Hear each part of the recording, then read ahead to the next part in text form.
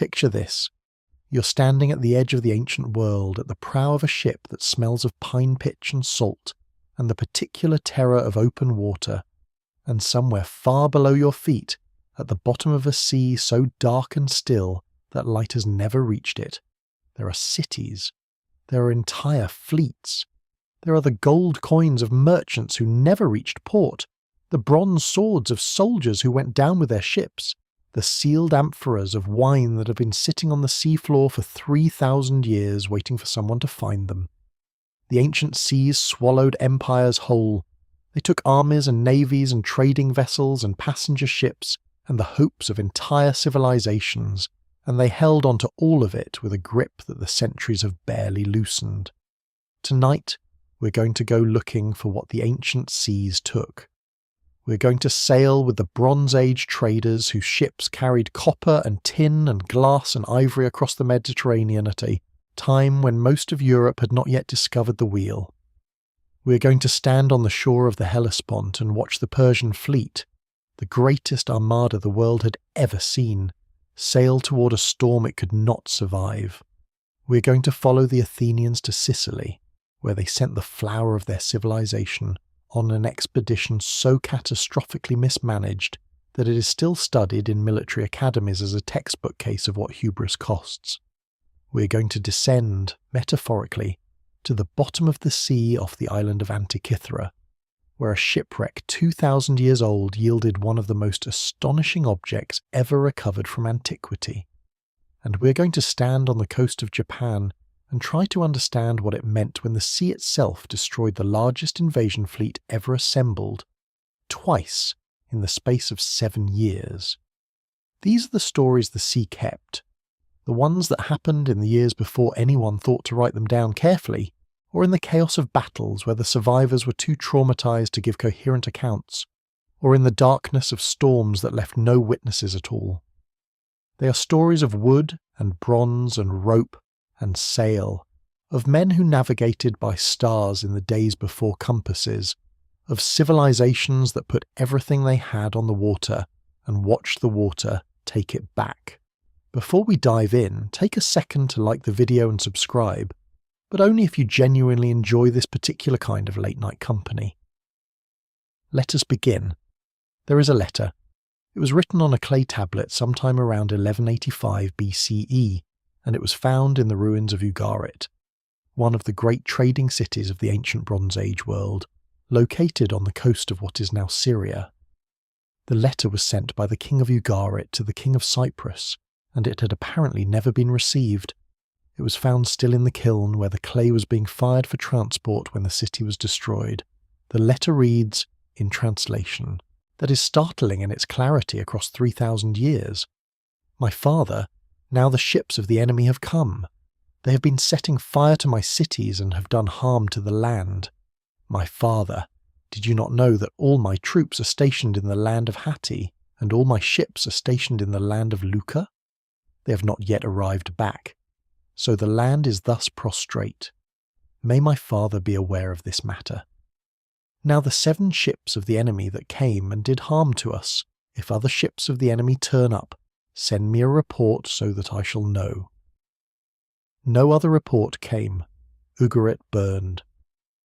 The city that had been one of the great cosmopolitan trading centres of the ancient Mediterranean, a place where merchants from Egypt, Mycenaean Greece, Cyprus, Canaan and Anatolia all met and traded and left their administrative records in at least half a dozen different languages, was destroyed around 1185 BCE and never rebuilt. The people who destroyed it were never fully identified.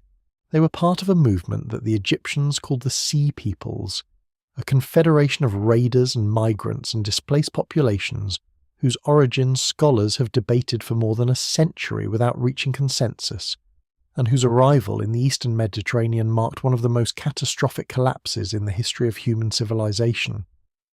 What happened around 1200 to 1150 BCE was not a single disaster. It was a cascade of disasters, interconnected in ways that modern scholars are still trying to fully understand, and the sea was at the centre of all of it.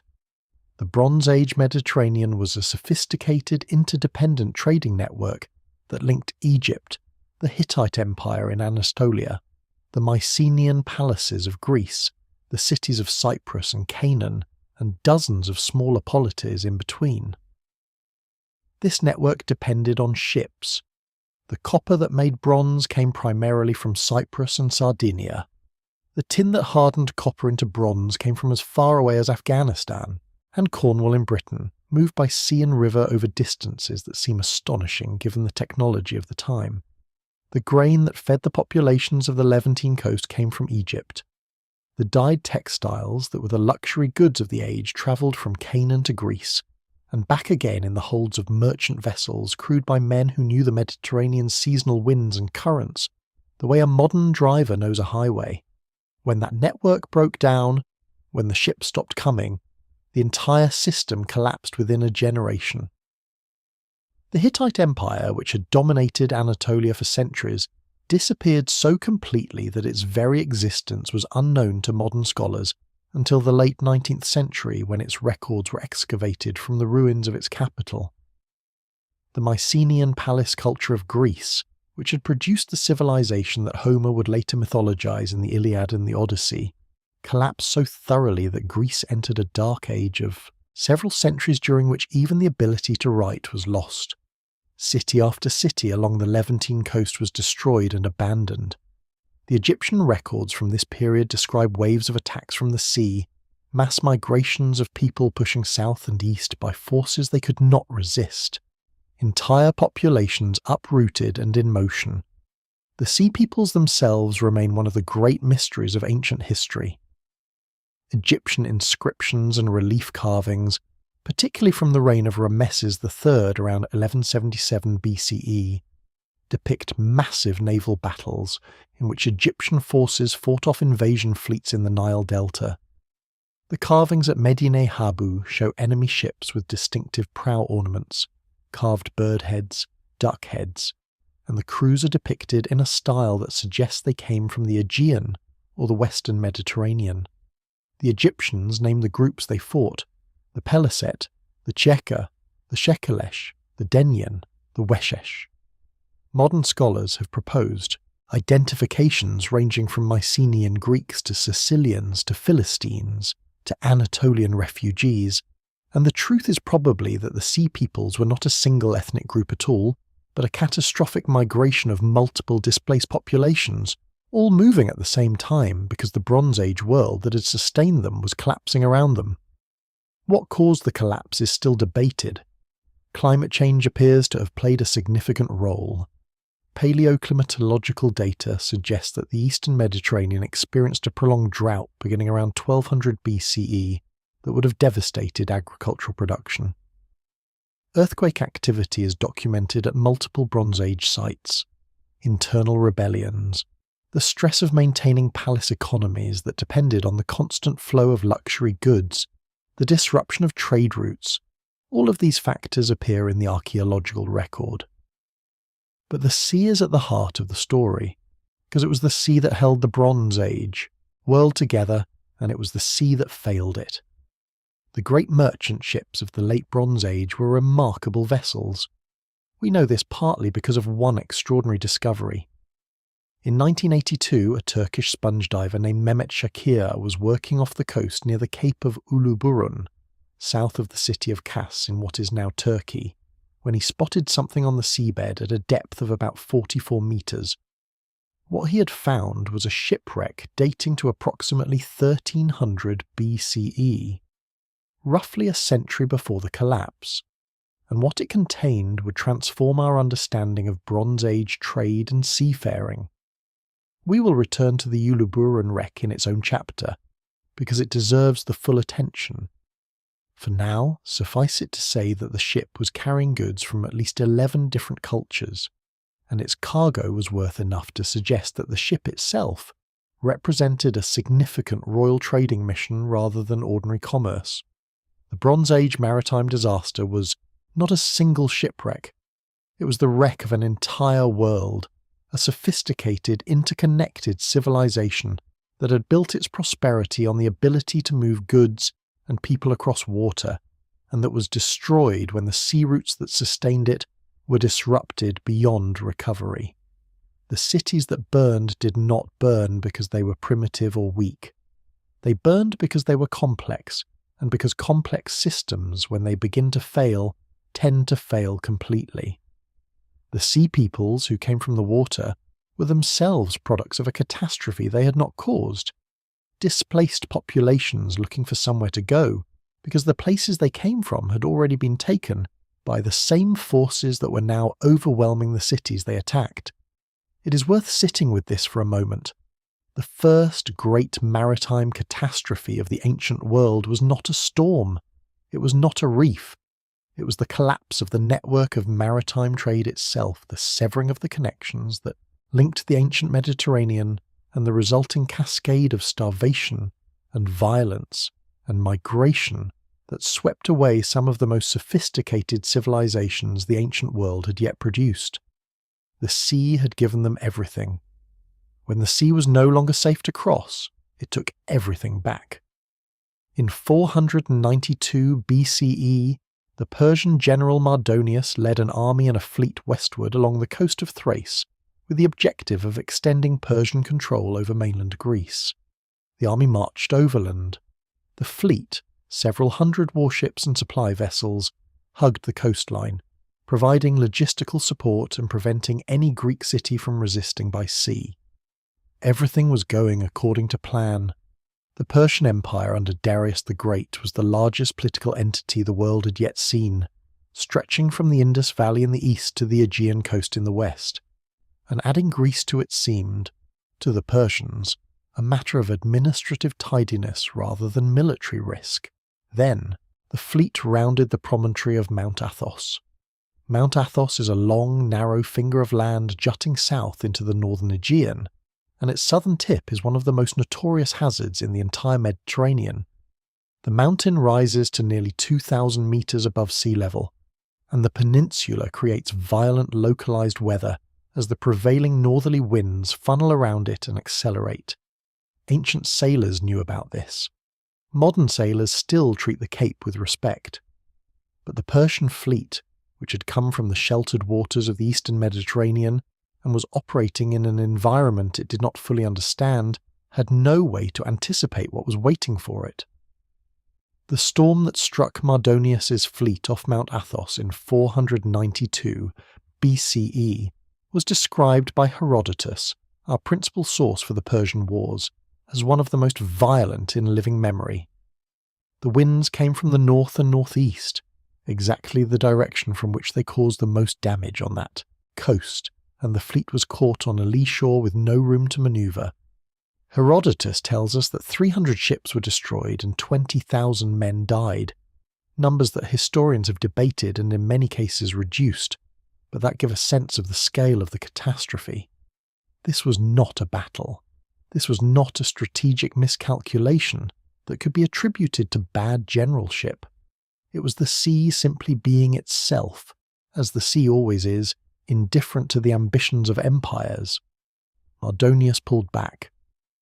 The campaign of 492 BCE ended not in Greek victory but in Persian catastrophe, and it set in motion a 10-year sequence of events that would culminate in the famous battles of Marathon, Thermopylae and Salamis.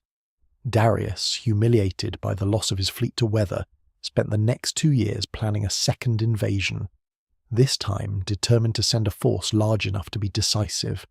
He died before it could be launched. His son Xerxes inherited both the throne and the project. When Xerxes launched his invasion of Greece in 480 BCE, it was on a scale that dwarfed anything the ancient world had previously attempted. The ancient sources give numbers that are almost certainly exaggerated.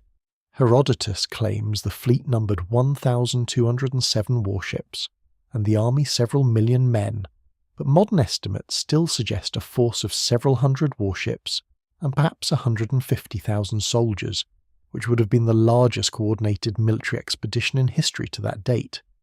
Xerxes was determined not to be embarrassed by the sea again. He built a bridge of boats across the Hellespont so his army could cross without depending on ships. He had a canal dug across the base of the Mount Athos Peninsula so his fleet would never have to round the Cape where Mardonius's ships had been destroyed. The canal at Mount Athos is one of the most extraordinary engineering projects of the ancient world, and one of the least celebrated. It was approximately 2 kilometres long, cut through the solid rock and earth of the peninsula's neck, wide enough for 2 triremes to row abreast. Herodotus, who was generally sceptical of Persian boasting, was impressed enough by the canal to describe it in detail, and the fact that it existed was confirmed in the 19th century when its remains were identified by archaeologists. Xerxes built this canal specifically because the sea had destroyed his father's fleet at the same location. The sea had taught the Persians a lesson, and they had learned it, and yet the sea was not finished with them. At Artemisium, the naval engagement fought in the strait between the island of Euboea and the Greek mainland at roughly the same time as the famous Battle of Thermopylae. The Greek and Persian fleets clashed across 3 days of fighting. The Greeks were outnumbered but fighting in confined waters, where Persian numbers were less decisive.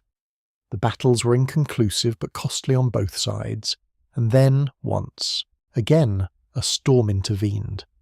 A violent northeasterly, the Greeks called this wind the Hellespontius, swept down the Aegean and caught 400 Persian ships that were attempting to sail around the southern tip of Euboea to outflank the Greek position. Every one of those ships was destroyed. The bodies and wreckage washed ashore on the hollows of Euboea, a stretch of coast notorious for its dangerous underwater rocks, and the Persians lost more ships in this single storm than they would lose in any battle during the entire campaign. The Greeks, watching from their position in the strait, interpreted these storms as divine intervention. They had prayed to the god of the north wind, Boreas, for exactly this kind of help, and Boreas had apparently delivered. The Athenians built a shrine to Boreas after the war, and regarded themselves as his particular favourites. The storms that destroyed Persian ships at Mount Athos and Euboea became part of the founding mythology of Greek identity, proof that the gods were on the side of the Greeks, that the sea itself was their ally against the barbarian invader. What the storms were, of course, was simply the northern Aegean in late summer, doing what the northern Aegean does. The same winds that destroyed Persian fleets were navigated successfully by Greek sailors who had grown up in these waters, who understood the seasonal patterns of weather in the Aegean in the intimate way that comes from spending your life on a particular sea. The Persians were the greatest power in the world, but they were strangers to this water, and the water knew it. The final act of Persian maritime disaster in this period came at Salamis in 480 BCE, where Themistocles, the Athenian admiral whose strategic genius had guided Greek resistance from the beginning, lured the Persian fleet into the narrow strait between the island of Salamis and the Athenian coast. In confined water, Persian numbers became a liability rather than an asset. Ships that could not manoeuvre rammed each other. Triremes meant for open water battle found themselves unable to bring their speed and their rams to bear. The Greek ships, smaller and handled by crews who had been drilling for this moment for a generation, tore through the Persian formation like a blade through cloth. Xerxes watched from a golden throne on the shore as his fleet was destroyed. After Salamis, the Persian threat to mainland Greece was effectively over. The army withdrew. The fleet, what remained of it, withdrew. Greece was saved, not by its armies in the end, but by its sailors, by its naval strategy, and by the storms that had been destroying Persian ships since 492 BCE. The sea, which the Persians had tried to master with their canal and their bridges and their vast fleet, had refused to be mastered. It had chosen sides, or at least that is how the Greeks told the story, and perhaps that is not entirely wrong, because the Greeks knew this particular sea in a way the Persians never could, and knowing a sea is as close to mastering it as any human being ever gets. In the winter of 415 BCE, the city of Athens committed what Thucydides, who was there and who wrote the most painstaking account of it that has survived, called the greatest military undertaking in Greek history. Athens was sending an expedition to Sicily. The objective, at least as presented to the Athenian assembly, was to come to the aid of Segesta, a small Sicilian city that had allied itself with Athens, and to challenge the power of Syracuse, the dominant Greek city on the island. The unstated objective, understood by everyone who thought carefully about it, was to conquer Sicily entirely, to add the wealth and resources of the largest island in the Mediterranean to Athenian power, tipping the balance of the Peloponnesian War decisively in Athens' favour. The expedition that sailed from Athens in the summer of 415 BCE was the largest and most expensively equipped force that any Greek city had ever assembled. 134 triremes, 27 cargo vessels, thousands of soldiers, and a fleet of smaller support ships carrying everything an army needed to operate far from home. The Athenians who watched it sail from the Piraeus described the sight in terms of overwhelming pride and barely suppressed anxiety. Thucydides records that the Athenians and such of their allies as were there went down to Piraeus at dawn of day and began to man the ships for putting out to sea, and that the shore was crowded with citizens seeing off relatives and friends, the combination of spectacle and dread creating an atmosphere that he describes with his characteristic precision as both magnificent and ominous. The expedition was commanded by 3 generals, Nicias, Alcibiades, and Lameches. This was itself a problem. Nicias had argued strenuously against the expedition in the assembly, warning that Sicily was far away, that the Athenians did not understand the political situation there, that the city of Syracuse was not a small or easily defeated opponent, and that Athens was already committed to a war at home that demanded all its resources. He had been voted down. His arguments had been met with accusations of cowardice, and presented as reasons to distrust his leadership. He found himself in the position of commanding an expedition he believed was doomed, unable to refuse without appearing a coward, unable to succeed without being proved wrong about everything he had warned. Alcibiades, who had been the expedition's most enthusiastic advocate, brilliant and reckless and beloved by the Athenian public, in the way that charismatic figures always find a way to be, was recalled to Athens almost immediately after the fleet arrived in Sicily, to face charges of religious sacrilege, charges he suspected, probably correctly, were politically motivated. He escaped by defecting to Sparta. Lamachus, the only purely military man among the 3, died in the early fighting. Nicias was left alone to command an expedition he did not believe in, with no reinforcements he could count on, and an enemy that was getting stronger by the month. The siege of Syracuse lasted 2 years and ended in the total destruction of the Athenian force. The final act was a catastrophe on the water. By 413 BCE, the Athenians had been besieging Syracuse without success, their army weakened by disease and by the unexpectedly vigorous Syracusan counterattack, their fleet trapped in the harbour of Syracuse by a combination of their own mistakes and Syracusan ingenuity. The Syracusans had modified their ships to deal with the Athenian tactic of ramming by reinforcing the bows, turning the Athenian strength into a liability. They had blocked the harbour entrance with a chain of merchant ships anchored close together, and when the final naval battle was fought in the confined waters of the great harbour of Syracuse in September 413 BCE, the Athenians lost.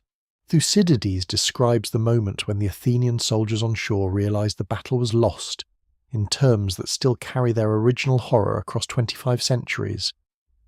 The men on land, he writes, could see the entire battle from the shore. The confined harbour was small enough that every moment of the fighting was visible, and as the Athenian ships began to break and flee, the emotions of the watching soldiers shifted in waves, from hope to fear to despair, in exact correspondence with what they could see happening on the water. When the fleet finally broke, the survivors trying to beach their ships rather than face capture in the open water, the watching soldiers wept, cried aloud and groaned at the sight of ships full of their own countrymen being rowed down and destroyed. The Athenian force attempted to escape overland after the naval defeat. They were run down, cut off, denied access to water, and forced to surrender. The generals were executed. The ordinary soldiers were sent to work in the stone quarries of Syracuse, where they died over the following months from exposure, thirst, and the brutal conditions of the quarries. A handful escaped or were ransomed. The rest, perhaps 30,000 or 40,000 men, the flower of Athenian military manpower, simply ceased to exist as a military force. The consequences for Athens were immense and immediate. The city did not collapse. Athens had reserves of resilience that surprised everyone, including Athens, but the Sicilian disaster marked the beginning of the end of Athenian dominance in the Greek world. The Peloponnesian War continued for another 9 years before Athens surrendered to Sparta, and the fleet and the men lost in Sicily haunted every one of those years. The expedition remains the most catastrophic naval overreach in the history of the ancient world, a monument to what happens when ambition outpaces strategy, when the desire to believe something is possible overwhelms the careful assessment of whether it actually is. What made the Sicilian expedition a maritime disaster rather than simply a military one was the degree to which the sea itself, the long crossing, the logistical dependence on supply by water, the final destruction in the harbour, was central to everything that went wrong. An army that could have been supplied overland might have endured the siege. A fleet that had not been outmanoeuvred in a confined harbour might have broken out. The expedition was conceived as a naval enterprise, carried out as a naval enterprise, and destroyed as a naval enterprise. The sea was the medium through which Athenian power projected itself across the Mediterranean world, and when that power was broken in the harbour of Syracuse, it was broken on the water in sight of an army that could do nothing but watch. Thucydides, who spent his life trying to understand why things happen the way they do, drew no simple moral from the Sicilian disaster. He presented it with the remorseless clarity of a man who understood that what he was recording was not just the defeat of an army, but the unravelling of an empire, and that the sea was the place where the unravelling happened, as it so often does in the ancient world, not because the sea is cruel or capricious, but because the sea does not care about human ambitions, and human ambitions, when they meet the sea, are tested against something that will not accommodate their requirements. Off the coast of southern Turkey, at a depth that ranges between 44 and 61 metres, there is a pile of cargo that has been lying on the seabed for approximately 3,300 years. It is not a dramatic pile. It is not a treasure chest or a golden hoard or a sunken palace. It is, at first glance, a collection of rocks, a heap of greenish-black stones, each one roughly the shape of an animal's skin spread flat and dried, stacked in the way that careful sailors stacked heavy cargo to keep it from shifting in a swell. These are ingots of copper, 10-talent ingots in what archaeologists call the oxhide shape, and there are approximately 350 of them at the Uluburun site, each one weighing about 25 kilograms, for a total copper cargo of somewhere close to 10 tons. This is the Uluburun shipwreck, and it is not just any ancient vessel. It is, in the considered view of most scholars who have studied it, the most important Bronze Age wreck ever discovered, and quite possibly one of the most important archaeological finds of the 20th century. The ship that carried this cargo was sailing sometime around 1300 BCE, roughly a century before the Bronze Age collapse that we discussed in the first chapter, and it was engaged in the kind of long-distance luxury trade that made the late Bronze Age Mediterranean one of the most sophisticated commercial networks in human history. The story of the wreck's discovery begins with a sponge diver named Mehmet Çakır. Sponge diving along the Turkish Aegean coast is one of the oldest occupations in the region, practiced with equipment that has changed relatively little in its essentials since antiquity. The divers descend to the seabed in search of sponges, which grow on rocky outcroppings at depths where the light is dim and the cold is a constant presence. In the summer of 1982, Çakır was working near the Cape of Uluburun. The name means Big Cape in Turkish, when he saw shapes on the seabed that he recognised from experience with other finds as something man-made. He reported what he had found to the Museum of Underwater Archaeology at Bodrum, and within 2 years the systematic excavation of the site had begun under the direction of the Turkish archaeologist Kemal Pulak, and the American marine archaeologist George Bass. The excavation lasted 11 years, from 1984 to 1994. It required more than 22,000 dives, most of them to depths that pushed the limits of what safe diving practice permitted. Each dive could last only about 20 minutes before the divers had to ascend and decompress. They worked on the seabed with the patience and delicacy of surgeons, removing sediment millimetre by millimetre, recording the position of each object before it was moved, building up a three-dimensional picture of how the cargo had been stowed and how it had fallen when the ship went down. What they found was extraordinary in its breadth and its implication. The 10 tons of copper were only the beginning. There were also approximately 1 ton of tin ingots, the other essential ingredient for making bronze, which were found together with the copper in a way that strongly suggests the ship was carrying exactly the materials needed to produce bronze at its destination. There were ingots of glass in a cobalt blue colour, which in the Bronze Age was a material of enormous value. Raw glass was rarer and more precious than the finished glass objects we are familiar with. There were logs of ebony wood from sub-Saharan Africa, carried thousands of miles from their source. There were hippopotamus teeth and elephant ivory. There were tortoise shells, probably intended as sound boxes for musical instruments. There were ostrich eggs. There were amphoras of Canaanite origin, dozens of them, their contents analysed by modern chemistry. Some had contained olive oil, some terebinth resin used for incense, some pomegranates, preserved in liquid, some perhaps containing opium, a finding that sparked enormous controversy when it was first proposed and remains contested today. There were Canaanite oil lamps and a set of merchants' weights in balanced stone form. There were bronze tools, axes, chisels, picks, adzes, and awls, all of types known from the late Bronze Age Eastern Mediterranean. There were bronze weapons, including swords of both Canaanite and Mycenaean type, a detail that says something significant about the mixed cultural origins of the people associated with this ship. Then there were the personal objects. A gold scarab bearing the cartouche of the Egyptian queen Nefertiti, who died around 1330 BCE, which suggests either that the ship sailed close to her lifetime, or that the scarab was already an antique when it was carried. A second gold scarab of Egyptian type. 2 duck-shaped cosmetic boxes carved from bone, of a form known from Egyptian contexts. A cylinder seal of Mesopotamian type. A stone ceremonial mace head. Jewellery of gold and silver and electrum, including a pendant in the form of a goddess, probably a Canaanite fertility figure. And then there was the dagger, a small bronze dagger whose blade, when analysed, turned out to be made of iron, not the smelted iron of the Iron Age, which would not arrive for another century and a half, but a naturally occurring iron that had probably fallen from the sky. The dagger blade was made from meteoric iron, recognised in the ancient world as a material of extraordinary rarity and power, iron from heaven, in the Egyptian phrase. Only a handful of objects made from meteoric iron are known from the entire Bronze Age.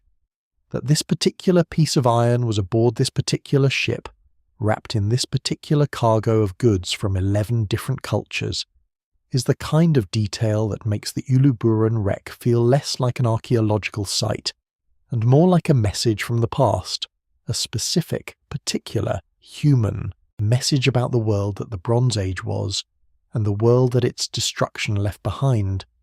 We do not know why the Uluburun ship went down.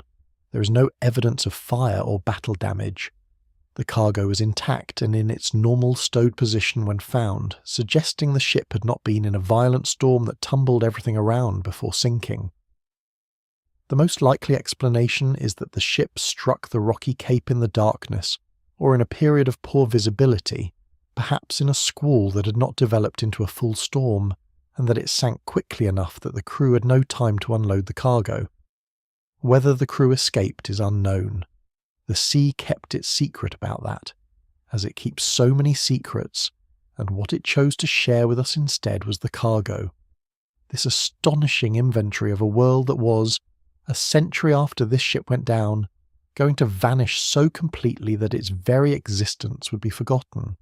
The Uluburun wreck is important not as a disaster but as a counterpoint to disaster. In the chapter that followed it, the Bronze Age collapse, the destruction of the trade networks, the burning of the palace cities, all of the things the Uluburun ship was carrying became impossible. The copper and tin routes broke down. The luxury trade in glass and ivory and ebony ended. The diplomatic connections that allowed a ship to carry Egyptian scarabs alongside Canaanite amphoras, alongside Mycenaean weapons, were severed. Everything the Uluburun wreck represents, the confidence of merchants who thought the world was stable enough to justify loading 10 tons of metal onto a single hull and sailing it hundreds of miles across open water, disappeared with the Bronze Age. What the sea preserved at the bottom of the Cape was not just a collection of objects. It was a photograph of a world at its height, taken just before the end. Enna 264 BCE, Rome went to war with Carthage. This in itself was not remarkable. Rome had been going to war with someone almost continuously since its foundation, and Carthage was a wealthy, powerful Phoenician trading city-state that controlled much of the western Mediterranean, which made it both a natural rival and a natural target for a Rome that was running out of land-based opponents worth fighting. What was remarkable was that in order to fight this war effectively, Rome had to become a naval power, and it had to become one in a hurry, in the way that novices always do things in a hurry, badly, expensively, and with an almost suicidal disregard for the difficulty of what they were attempting. The Romans of the mid-3rd century BCE were, by Mediterranean standards, sailors of extremely modest achievement. They lived on a peninsula that touched 2 seas, but their expansion had been primarily landward, and their military genius lay in the disciplined infantry formations and the brutally efficient command structure that had allowed them to systematically crush every opponent they met on dry land. The sea was, to the Roman military mind, a place of danger and inconvenience rather than opportunity. The Carthaginians, by contrast, were arguably the finest naval power the ancient world had yet produced, heirs to the Phoenician tradition of seamanship that had given the ancient Mediterranean the trireme and the techniques of deep-water navigation, and operators of a trading empire that stretched from the Levant to the Atlantic coast of Africa. Rome's solution to this problem was characteristically Roman in its pragmatism and its stubborn refusal to acknowledge obstacles. According to Polybius, the most reliable ancient source for the First Punic War, the Romans examined a Carthaginian quinquereme, a large 5-banked warship, that had run aground and been captured early in the war, used it as a model, and within 60 days had built a fleet of 120 ships of the same type. Whether 60 days is literally accurate is debatable. What is not debatable is that the Romans built a large war fleet very quickly, from a standing start, using a design they had largely borrowed from the enemy. While the ships were being built, they drilled the future crews on benches set up on land, practicing the rowing strokes that would drive a warship in battle. This image, thousands of Roman soldiers sitting on benches on land, rowing an imaginary ship through imaginary water, is one of the more endearing details of Roman military history, and it speaks to both the desperation of the situation and the fundamental seriousness with which Romans approached the business of preparing to fight. The first major Roman naval engagement of the First Punic War came at Mylae in 260 BCE, and Rome won it. They won it partly through competent seamanship. The drilling on land had not been entirely wasted, and partly through an invention of genius that compensated for their lack of experience in naval manoeuvring. The corvus, or raven, was a boarding bridge fitted to the prow of Roman warships, with a heavy iron spike at the bottom. When a Roman ship came alongside an enemy vessel, the corvus would be dropped, the spike would bite into the enemy deck, and the 2 ships would be locked together. At that point, the naval battle became a land battle, Roman soldiers in formation charging across the bridge onto the enemy ship, fighting the kind of close-quarters infantry combat at which they were the best in the world. The Carthaginians, who had expected to use their superior seamanship to ram and sink Roman ships in the traditional manner, found themselves unable to maneuver away and unable to match the Romans in a boarding fight. They lost 50 ships, but the sea was not impressed by the Corvus. The problem with the device was simple and lethal. It made the ships that carried it top-heavy and dangerously unstable in rough weather. In the years that followed Mylae, Rome suffered catastrophes at sea on a scale that even Rome, with its legendary capacity for absorbing losses and continuing to fight, found difficult to sustain. In 255 BCE, after a successful campaign in North Africa, in which the Romans had actually landed an army on Carthaginian soil, a storm caught the Roman fleet off the coast of Sicily near Cape Pichinus and destroyed it utterly. Ancient sources give the losses as between 280 and 364 ships, with a death toll of perhaps 100,000 men. Numbers that, even heavily discounted for the ancient tendency toward exaggeration, represent one of the largest single maritime disasters in recorded history. This storm, the one off Cape Pichinus in 255 BCE, deserves more attention than it typically receives in accounts of the Punic Wars. It was not a battle. It was not a defeat at the hands of the Carthaginians. It was simply bad seamanship meeting bad weather at the worst possible time and location. The Roman fleet, which had been trying to carry home both its own crews and the survivors of the army that had been defeated in North Africa, was overloaded and sailing in late summer, the season when the Mediterranean is most likely to produce sudden, violent storms. The coast of Sicily, off which they were wrecked, is exposed to southwesterly winds that funnel up from North Africa and can reach storm force within hours. The Corvus, with its heavy iron mechanism on the prow, made the already overloaded ships even more unstable. When the wind came, the fleet had nowhere to go and nothing to hold on to, and the sea claimed it. Rome built another fleet. This is perhaps the most extraordinary thing about Rome's behaviour during the First Punic War. Not the disasters themselves, which were real and catastrophic, but the response to them. After losing 280 ships and perhaps 100,000 men to a single storm, Rome launched a new shipbuilding program, had another fleet ready within 3 months, and continued the war.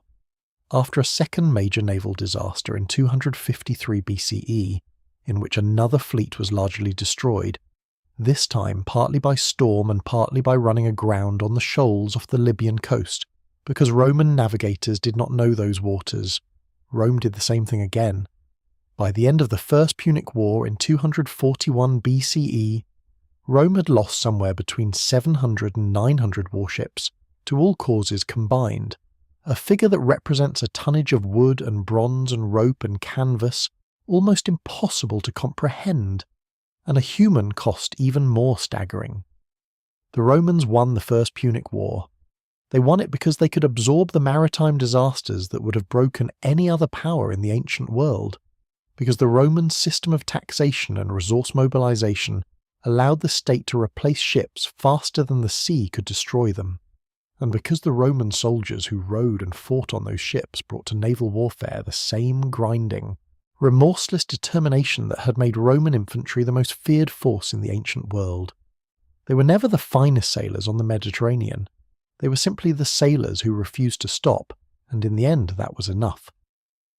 The First Punic War's maritime disasters established a pattern that would repeat itself throughout Roman naval history. Rome always went to sea because it had to, never because it loved the water. It always suffered enormous losses in the process of learning, and it always rebuilt, because the alternative was to abandon the pretense of being a Mediterranean power, which Rome was constitutionally incapable of doing. The sea killed Romans with casual efficiency for the better part of 3 centuries. Rome went back every time.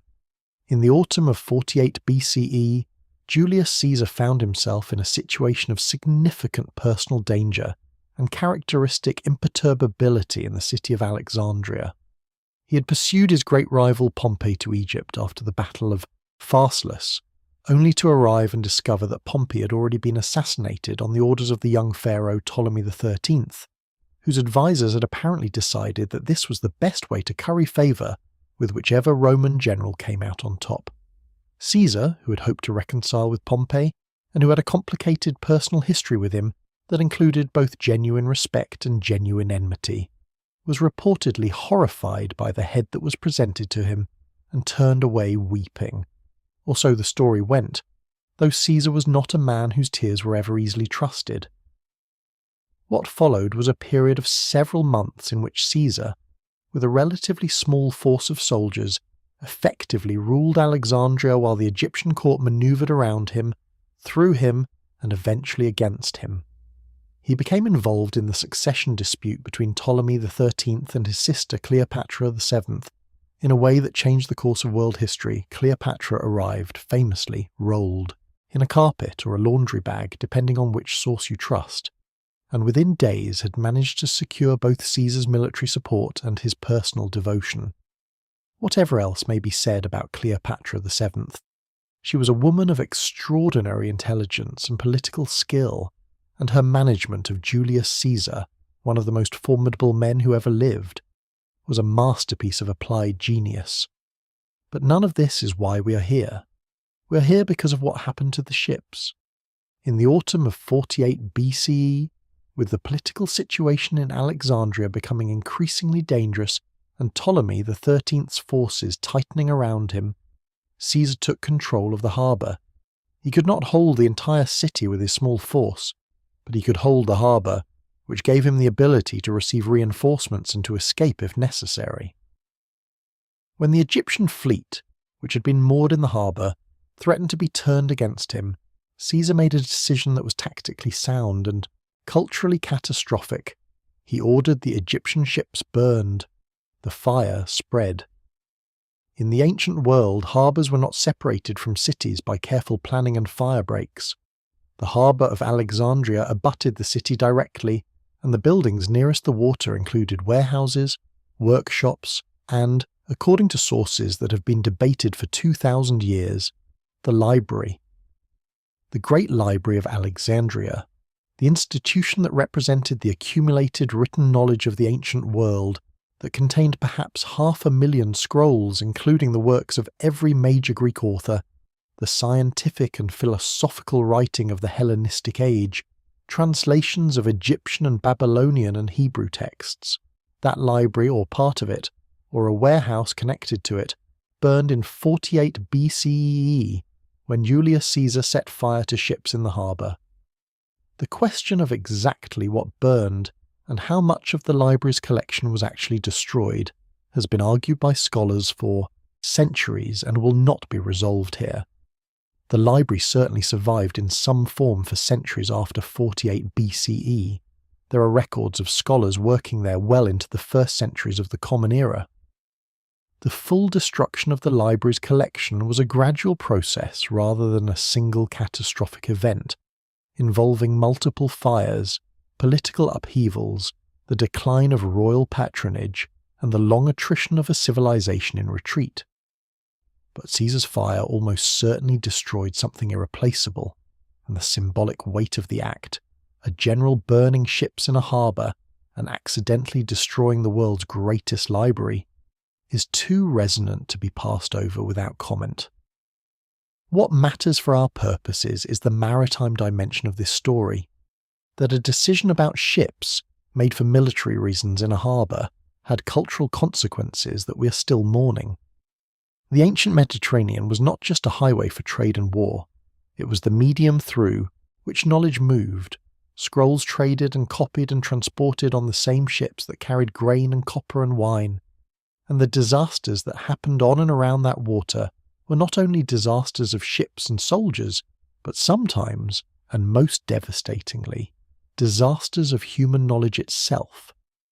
The Library of Alexandria, in its fullest imagining, represented the ambition of the Ptolemaic dynasty to collect every book in the world.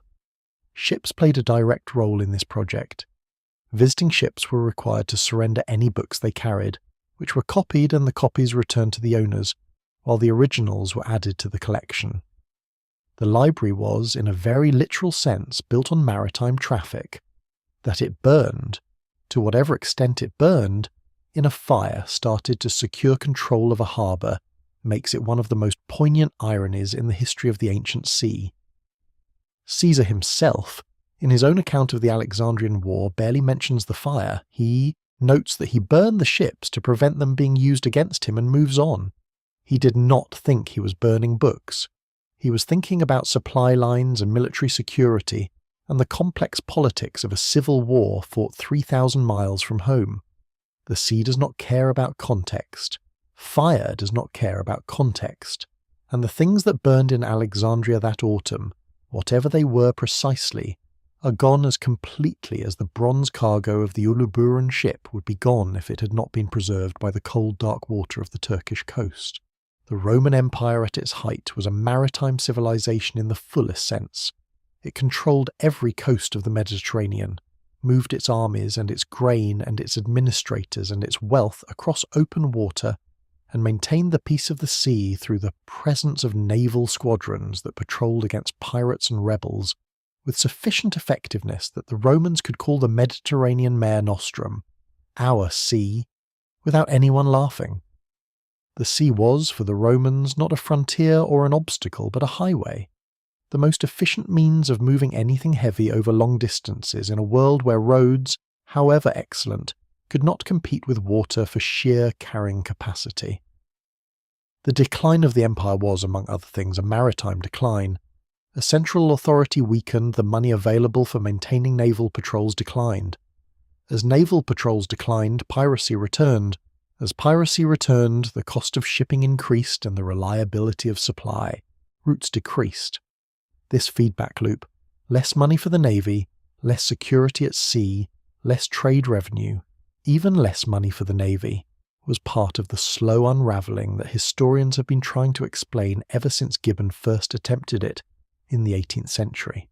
But there were also specific dramatic maritime disasters that punctuated the long decline, and one of them was so significant that it contributed directly to the division of the empire and the eventual fall of its western half.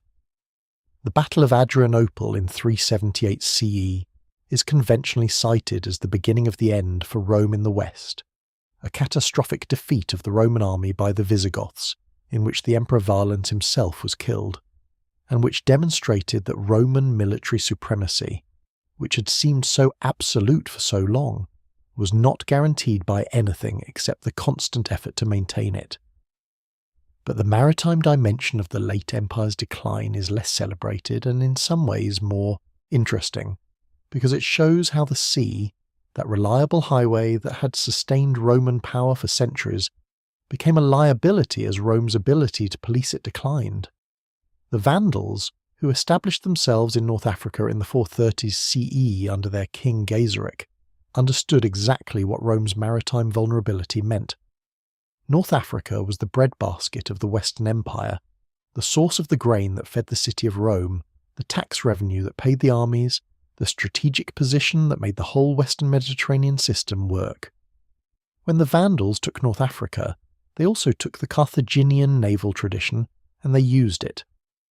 Vandal fleets raided Sicily, Sardinia, and the Italian coast with an impunity that the weakened Roman navy could not prevent. In 455 CE, a Vandal fleet sailed directly into the mouth of the Tiber, landed an army, and sacked Rome itself, the second sack of the Eternal City in 45 years, following Alaric's Visigothic sack of 410 CE. The sack of 455 CE is less famous than Alaric's, but arguably more significant, because it was conducted from the sea. The Vandals arrived, took what they wanted, including the Empress Eudoxia and her daughters, whom Gaiseric took back to Carthage as valuable political hostages, and left without being seriously opposed, because Rome had no fleet capable of stopping them. The sea that had once been the empire's highway had become its front door, and the front door no longer had a lock. The Eastern Empire, centred on Constantinople, fared better for several reasons, and maritime geography was among the most important of them. Constantinople sits on the Bosphorus, the narrow strait connecting the Black Sea to the Sea of Marmara, at a position of such defensive strength that an enemy approaching by sea faced almost impossible odds, as long as the city maintained a competent navy and kept its chain across the harbour. The Eastern Empire's naval power, combined with its ability to raise revenue from the wealthy provinces of the Levant and Egypt, allowed it to survive the disasters that overwhelmed the West and to continue functioning as a coherent state for another 1,000 years. The Eastern Empire's secret weapon eventually was a substance called Greek fire, a petroleum-based incendiary that could burn on water, that could be projected from bronze siphons mounted on warships, and that was effectively impossible to extinguish with water. The formula for Greek fire was a state secret so carefully guarded that its composition is still debated by historians and chemists today. It was, in the context of ancient and medieval naval warfare, approximately as significant as gunpowder would be in a later age, and it saved Constantinople from 2 Arab naval sieges in the 7th and 8th centuries, when the city's walls and its sea chain and its Greek fire together made it one of the most defensible positions in the world. The seas of the late empire tell the story of a civilization learning, the hard way and too slowly, that naval power is not a luxury or an afterthought, but the fundamental infrastructure of any empire that uses the sea. The Romans had known this in the age of the Punic Wars, had demonstrated it with their stubborn willingness to rebuild their fleet again and again after disaster.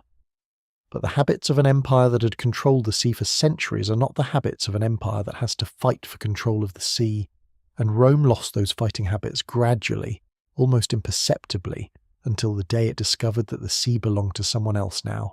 In the autumn of 1274, a Mongol fleet carrying somewhere between 23,000 and 40,000 soldiers crossed the Korea Strait from the Korean peninsula and landed on the Japanese island of Kyushu. The samurai defenders, accustomed to individual combat and ritualized challenge and response engagement, found themselves facing an enemy that fought in coordinated formations, used explosive projectiles and poisoned arrows, and advanced in dense groups that the samurai's individual bravery was unable to stop. The Japanese were pushed back. The Mongol beachhead expanded. The island of Tsushima had already fallen. The island of Iki had already fallen. It appeared that Kyushu itself was about to fall, and after Kyushu there was nothing between the Mongol army and the main islands of Japan. Then a storm came.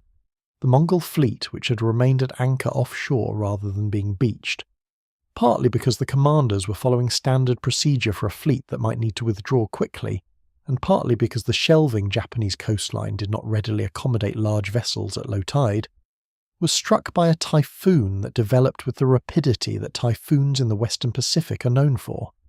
Ships were driven onto rocks and each other. Sailors and soldiers drowned by the thousands. The army on shore, cut off from its supply line and from any possibility of reinforcement, had no choice but to re-embark on whatever ships remained and sail back to Korea. The invasion of Japan was over. Kublai Khan, who had by 1274 completed the Mongol conquest of China and incorporated the Korean peninsula into his empire, and extended Mongol power as far west as the borders of Hungary, was not a man who accepted failure gracefully. He sent envoys to Japan demanding submission. The Japanese executed the envoys. This was not a response calculated to de-escalate the situation, and Kublai Khan began planning a second invasion on a scale that dwarfed the first. The fleet that assembled for the second invasion in 1281 was one of the largest ever gathered in the medieval world. 2 separate forces combined for the assault. The Eastern Route Army from Korea, carrying about 40,000 soldiers on about 900 ships, and the Jiangnan Army, drawn from the southern Chinese fleet, carrying perhaps 100,000 soldiers on approximately 3,500 ships. Total estimates for the invasion force range from 100,000 to 140,000 men, carried on ships numbering somewhere between 4,000 and 5,000. A logistical effort that required years of preparation and imposed enormous costs on the populations of China and Korea, who were conscripted to build and man the fleet. The Japanese had used the 7 years since the first invasion to prepare. They had built a stone seawall along much of the Hakata Bay coastline where the first invasion had landed, specifically designed to prevent Mongol ships from coming close enough to shore for soldiers to disembark easily. They had reorganized their forces. They had prayed urgently and continuously to their gods. Their gods apparently were listening. The second invasion began in the summer of 1281. The Mongol forces fought their way to Kyushu again, but the stone sea walls slowed there, landing and the Japanese defenders, having learned from the first invasion, fought differently, not waiting for individual combat but attacking the Mongol ships at night in small boats, creating chaos and preventing the invaders from establishing a secure beachhead. For weeks the fighting continued inconclusively, the Mongols unable to advance decisively, the Japanese unable to drive the fleet back into the sea. And then, in late August of 1281, a typhoon struck. What happened to the Mongol fleet in the typhoon of August 1281 was a catastrophe on a scale that is difficult to fully imagine. The Japanese sources, the Chinese sources, and the archaeological evidence all agree on the basic picture. The fleet was largely destroyed, either by the storm itself or by the combination of storm and the Japanese fighters who harried the stricken ships as they tried to make for open water. Estimates of Mongol dead range from 100,000 to 200,000. Numbers that, even heavily discounted, represent one of the worst maritime disasters of the medieval period. The army that had landed on Kyushu was stranded without a fleet and was systematically killed or captured by the Japanese forces. A handful of men made it back to China. The vast majority did not. The Japanese called the typhoon kamikaze, the divine wind. The word would acquire a much more familiar and much darker meaning 700 years later, when Japanese pilots in the Second World War adopted it as the name for their suicide attacks on Allied ships. But in 1281, the kamikaze was something else entirely. It was the storm that saved Japan from conquest, the wind that proved the gods were on the side of the island empire, the meteorological miracle that shaped Japanese identity and Japanese religious understanding for centuries to come. The archaeological evidence for the destruction of Kublai Khan's fleet has been accumulating since the 1970s, when Japanese and international researchers began systematic surveys of Imari Bay, where the Mongol fleet had sheltered during the campaign. What they have found in the mud and sand of the bay floor is extraordinary.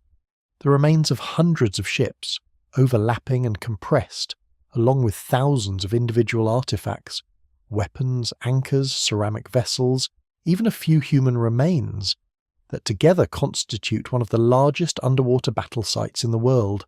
Analysis of the hull remains has revealed something interesting.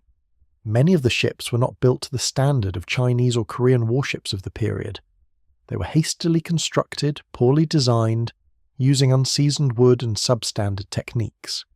The pressure of building such an enormous fleet in a relatively short time had apparently resulted in ships that were already compromised before they met the typhoon. This detail matters because it suggests that the divine wind was not the only thing that destroyed Kublai Khan's ambitions. The ships themselves were partly responsible. An empire that had conquered half the known world, that had subjugated China and Korea and Persia and Russia, that had the organizational capacity to assemble the largest invasion fleet in history. That empire was defeated by a combination of poorly built ships, a stone seawall, and a weather event that the medieval world could only interpret as an act of the gods. The sea does not always need a storm to be lethal. Sometimes it simply needs ships that are not adequate to the demands placed on them. Kublai Khan planned a third invasion. He never launched it. The costs of the first two disasters, combined with other pressures on the Mongol Empire, made the project impossible to sustain. Japan remained the only major territory in East Asia that the Mongols failed to conquer, and the reason it remained unconquered was the sea. The narrow strait that channeled the invasion, the shallow bay that trapped the fleet, the seasonal typhoon that arrived at exactly the right moment. The sea kept Japan safe not once but twice, and the Japanese remembered it for the rest of their history. In the spring of 1900, a group of sponge divers from the Greek island of Symi were making their way back from the North African coast, where they had spent the season working. They stopped to shelter from a storm near the small, largely uninhabited island of Antikythera, which sits in the channel between the Greek mainland and Crete. While they waited for the weather to improve, some of the divers went into the water, and one of them, accounts differ on exactly who, found himself on the edge of an underwater cliff at a depth of about 45 metres and saw, spread across the seabed in the dim water, the shapes of things that should not be there. Human figures of green-encrusted bronze, animal shapes, amphoral, fragments of what might once have been furniture. The divers were experienced enough to recognise a wreck. They returned to Athens, reported what they had found to the Greek government, and the result was one of the first large-scale underwater archaeological salvage operations ever attempted. A salvage that used professional Greek Navy divers working in weighted boots on the seabed, breathing through surface-supplied air hoses in conditions of cold and dark and depth that killed at least 2 divers and left several others permanently disabled. What they brought up was extraordinary. Bronze and marble statues of exceptional quality, glassware, jewellery, ceramic vessels, furniture fragments, coins. The coins helped date the wreck to approximately 60 to 70 BCE, the late Roman Republic period, consistent with the artistic style of the statues and consistent with Roman looting of Greek artworks to decorate Roman villas and public spaces. Among the objects brought up from the Antikythera wreck was a lump of corroded bronze about the size of a large book, unremarkable in appearance and so fragile that it broke into fragments when it dried out. It was set aside. Nobody quite knew what to do with it. It sat in the National Archaeological Museum in Athens for nearly 2 years before anyone looked at it carefully enough to realise it was different from everything else that had been recovered. What the Antikythera mechanism is, in brief, is a geared mechanical computer, the first known example of complex geared machinery in the history of technology, built approximately 2,000 years before the invention of mechanical clocks, and capable of calculating and displaying the movements of the sun, the moon, the 5 known planets, the cycles of eclipses, and the dates of the Panhellenic Games. It had at least 37 gears, possibly more, with a precision of construction that required the ability to cut bronze to tolerances of fractions of a millimetre, using tools and techniques that no one had believed existed in the ancient world. When its nature was first understood in the early 20th century, scholars literally did not believe that ancient craftsmen were capable of making it. It took decades of study and eventually X-ray and computer tomography analysis to reveal the full complexity of its mechanism. The Antikythera mechanism changes what we know about the ancient world. Before its discovery, the accepted narrative of the history of technology held that complex geared machinery was a medieval and early modern invention.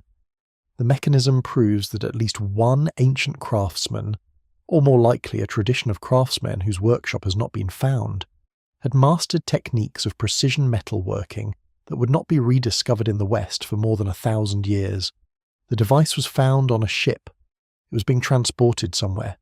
It was a product of the trading and cultural networks of the ancient Mediterranean, made in one place, carried to another, and lost when the ship went down in the channel off Antikythera. We do not know its precise origin. The inscriptions on it are Greek, and the astronomical parameters it uses are consistent with those of the astronomical tradition of Corinth, or its colonies, which points toward the Western Greek world. The ship it was found on was carrying cargo from the Eastern Mediterranean, Greek statues looted from sanctuaries in the Aegean, which makes it possible that the mechanism was being transported westward, perhaps as part of a cargo of Greek culture intended for Roman buyers. Whether it was already old when it was loaded on the ship, whether it was being taken to a patron who had commissioned it, whether it was itself loot from a sanctuary, these questions are unanswerable. What the sea preserved, in 45 metres of cold water off a small island in the Aegean, was not just an artefact but a challenge to our understanding of what the ancient world was capable of. Every century since the Antikythera mechanism was found, scholars have learned more about it and found more reasons to be astonished. As recently as 2021, new analysis using polynomial texture mapping and computed tomography identified previously unread inscriptions that revealed new details about the mechanism's operation and its astronomical calculations. A device that has been known since 1900 is still yielding secrets in 2021. The sea held onto them for 2,000 years. The Antikythera wreck is not the most dramatic of ancient sea disasters. Nobody wrote about it. No armies were lost in it. No empires rose or fell as a direct result of it. But it is, in a certain sense, the most consequential of all the maritime disasters in this story. Because what the sea took when it took this ship was knowledge. A specific, unique, irreplaceable piece of knowledge about what human beings can make when they put their minds to it. And what the sea gave back, 2,000 years later, when a sponge diver stumbled across the wreck in the course of sheltering from a storm, was a key to a door we had forgotten was there, opening onto a room in the past that was full of things we had assumed were impossible. There is a story that Plato told, in two of his dialogues, the Timaeus and the Chrysius, written around 360 BCE, about an island civilization called Atlantis. The story, as Plato gives it, was told to the Athenian statesman Solon by Egyptian priests at the city of Sais during one of Solon's visits to Egypt in the early 6th century BCE. The Egyptians, according to Plato, kept records going back 9,000 years, far longer than the Greeks had maintained written history, and among those records was the account of a great civilization that had existed on a large island or continent in the Atlantic Ocean, beyond the Pillars of Hercules, our Strait of Gibraltar. This civilization, called Atlantis, had been a powerful naval empire that had at one point attempted to conquer both Egypt and Athens. Athens had resisted and defeated the Atlantean invasion, and shortly afterward Atlantis itself had been destroyed. There occurred violent earthquakes and floods, and in a single day and night of misfortune all your warlike men in a body sank into the earth, and the island of Atlantis in like manner disappeared in the depths of the sea. Plato's Atlantis story has generated more speculation, wishful thinking, pseudo-scientific nonsense, and genuine scholarly inquiry than almost any other passage in ancient literature. The locations proposed for Atlantis range from the western Atlantic, following Plato's text most literally, to the Caribbean, the Azores, the North Sea, the British Isles, Antarctica, Bolivia, and the eastern Mediterranean. Most serious scholars who have engaged with the question over the past century have concluded that Atlantis, as Plato described it, was either a literary invention, a philosophical myth designed to make a point about hubris and the destruction of civilizations that place power above virtue, or a highly elaborated and distorted version of a real event, probably the eruption of the Thera volcano and the destruction of Minoan civilization around 1600 BCE.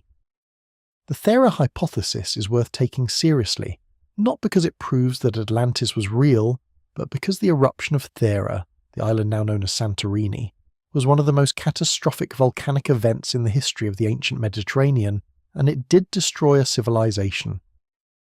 The Minoan civilization of Crete, which had been the dominant culture of the Aegean for more than 1,000 years, collapsed in the period following the Thera eruption. The eruption itself, which was several times more powerful than the famous eruption of Krakatoa in 1883, would have generated tsunamis visible from every coast of the Aegean, would have blanketed the eastern Mediterranean in ash, and would have disrupted weather patterns across the region for years afterward. The Minoan palaces of Crete show evidence of destruction and abandonment in the period following the eruption. The civilization that had built them did not recover. The Minoan disaster may not be Atlantis, but it is something equally remarkable, a real Bronze Age civilization that was destroyed, in significant part, by the sea. The Minoans were the first great naval power of the Aegean. Their civilization was built on maritime trade, and their palace complexes at Knossos and Akrotiri contain murals of ships and sea creatures that speak to a culture deeply comfortable with the water. When Thera erupted, the tsunamis would have struck the Minoan harbours and coastal settlements with immediate and devastating force. The ashfall would have ruined harvests. The disruption of the trade networks would have undermined the palace economy. What took centuries in the case of other Bronze Age civilisations, the slow unravelling of the complex interdependencies that sustained them, may have happened to Minoan civilization in the space of a generation or two. What the ancient Mediterranean remembered about this, if it remembered anything, was filtered through centuries of oral tradition and then through the transformative genius of a philosopher who was using history to make moral points. By the time Plato wrote about Atlantis, the actual events of the Bronze Age collapse, including whatever role Thera played in the destruction of Minoan civilization, were already more than 800 years in the past. The Egyptian priests who supposedly preserved the memory were themselves working from records whose reliability, across 9,000 years of claimed history, is impossible to evaluate. What Plato gave us is not a historical document but a myth, in the proper sense of that word, which does not mean a falsehood but a story that carries a truth too large to be carried by facts alone. The truth the Atlantis story carries is this: civilizations die. They die because of natural disaster, because of military defeat, because of internal collapse, because of all of these things at once. The sea takes them, the earth swallows them, the things they built and valued anew are lost, sometimes permanently, sometimes only partially, sometimes, as with the Antikythera mechanism, as with the Uluburun wreck, as with the clay tablets of Ugarit, recovered in pieces that tantalize without fully satisfying. Every ancient civilization that built on the coast knew, at some level, that the sea was watching, and that the sea was patient. The flood myths that appear in virtually every ancient culture, the Sumerian flood of Utnapishtim, the Hebrew flood of Noah, the Greek flood of Deucalion, the Hindu flood of Manu, are not coincidences or evidence of a single global event. They are independent cultural responses to the same fundamental reality: that water, which gives life and sustains civilization, can also take everything away. The ancient seas were not only a threat, they were also a wonder. The Odyssey is a meditation on the sea as the space between home and the self, the distance that makes return meaningful, the danger that makes arrival precious. The Phoenicians navigated by stars across open water, centuries before anyone else in the ancient world. The Polynesian peoples, whose maritime tradition falls outside the strict definition of ancient Mediterranean, but who belong to this story nonetheless, navigated the Pacific in double-hulled canoes using techniques of reading waves and stars and bird life that were so sophisticated they are still not fully understood by modern researchers. Human beings have always been drawn to the water and terrified by it simultaneously, and the ancient world's relationship with the sea was no exception. What the sea took from the ancient world was enormous. Empires and armies and libraries and irreplaceable objects, and the specific, particular genius of the craftsman who built the Antikythera mechanism. What it gave back, slowly, reluctantly, in pieces, has changed how we understand who we were and who we might still be. The Uluburun ship was found because a sponge diver was looking for sponges. The Antikythera mechanism was found because sailors were sheltering from a storm. The clay tablets of Ugarit were found because archaeologists were digging in a mound that no one knew was a city. Every one of these recoveries was accidental, a function of coincidence and curiosity, and the stubborn human conviction that what is lost is not necessarily gone forever. The ancient seas remember everything. They keep it in the dark and the cold, sometimes for centuries, sometimes for millennia. They give it back when they are ready, or when we are, or when the conditions are right. A storm that grounds a diver near an ancient wreck, a technology that lets us see through the corrosion of 2,000 years of salt water. A scholar who notices that a corroded lump of bronze is more complicated than it appears. The worst disasters of the ancient seas, the ones that swallowed fleets and armies and civilizations, are also the disasters that preserved the evidence of those civilizations for us to find. What the sea takes, it sometimes gives back. What it gives back changes everything. There is a calculation that Roman administrators made every year, with the same anxiety that a modern city manager might feel checking the budget in the final weeks before the fiscal year closes. The city of Rome, at the height of the empire, housed somewhere between 1 million and 1.5 million people, the largest urban population in the Western world, and one that would not be equalled again until the 19th century. Every single one of those people needed to eat. Rome's hinterland could not feed them. The city's growth had long since outpaced what Italian agriculture could supply, and the solution, the only solution that the ancient world's transport technology made feasible, was to bring the grain by sea. The system that supplied Rome with food was called the annona, a Latin word meaning the year's produce, and it was one of the most elaborate logistical operations in the ancient world. Grain came primarily from Egypt, where the Nile Delta produced surpluses, so reliable and so immense that Egypt had been called the breadbasket of the Mediterranean, long before Rome claimed it from the last of the Ptolemies in 30 BCE. It came also from North Africa, from the broad, flat plains of what is now Tunisia and Libya, where the soil was rich and the rainfall just sufficient for wheat, and from Sicily and Sardinia, the great islands that had been Rome's first overseas provinces and that had been feeding Italian cities since the days of the Republic. The ships that carried this grain were the largest commercial vessels the ancient world had produced. The Alexandrian grain ships, the vessels that made the run from Alexandria to Rome's harbour at Ostia, could carry grain cargoes of more than 1,000 tons, which made them roughly comparable in carrying capacity to a small modern bulk freighter. They were wide, deep-hulled vessels, built for capacity rather than speed, rigged with a large square mainsail on the mainmast and a smaller, sail forward. They could not sail close to the wind. Their hull form and rigging prevented it, which meant that their routes were dictated entirely by the seasonal wind patterns of the Mediterranean. Going east from Rome to Alexandria, in the summer months, the Etesian winds from the north meant a fast, reliable run. Coming west, laden with grain, the voyage was more complicated, more dependent on the right conditions, and considerably more dangerous. The stakes of this maritime supply chain were understood by everyone who had anything to do with governing Rome.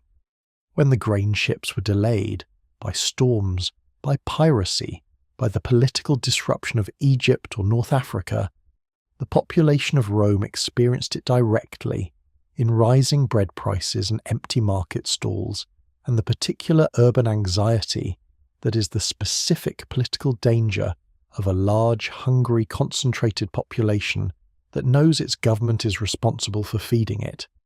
The Roman emperors understood this with the kind of clarity that tends to come from having watched predecessors lose power when the grain ships failed. Augustus restructured the entire annona system after coming to power, creating a dedicated official, the Praefectus Annonai, the prefect of the grain supplies, whose entire job was ensuring that Rome was fed. Claudius built the harbour at Ostia specifically to handle the grain fleet more efficiently.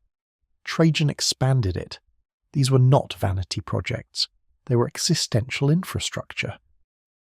What the sea took from this system, repeatedly and without apology, was ships.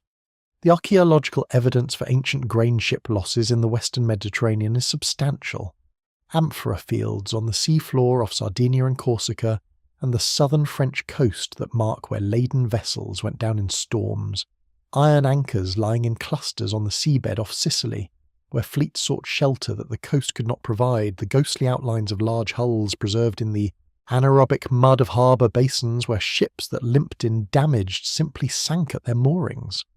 Every winter the seas closed, and the grain supply became dependent on whatever had been stockpiled in the great warehouses at Ostia. The Horia, some of the largest storage buildings constructed in the ancient world. Administrators calculated nervously how long those stocks would last.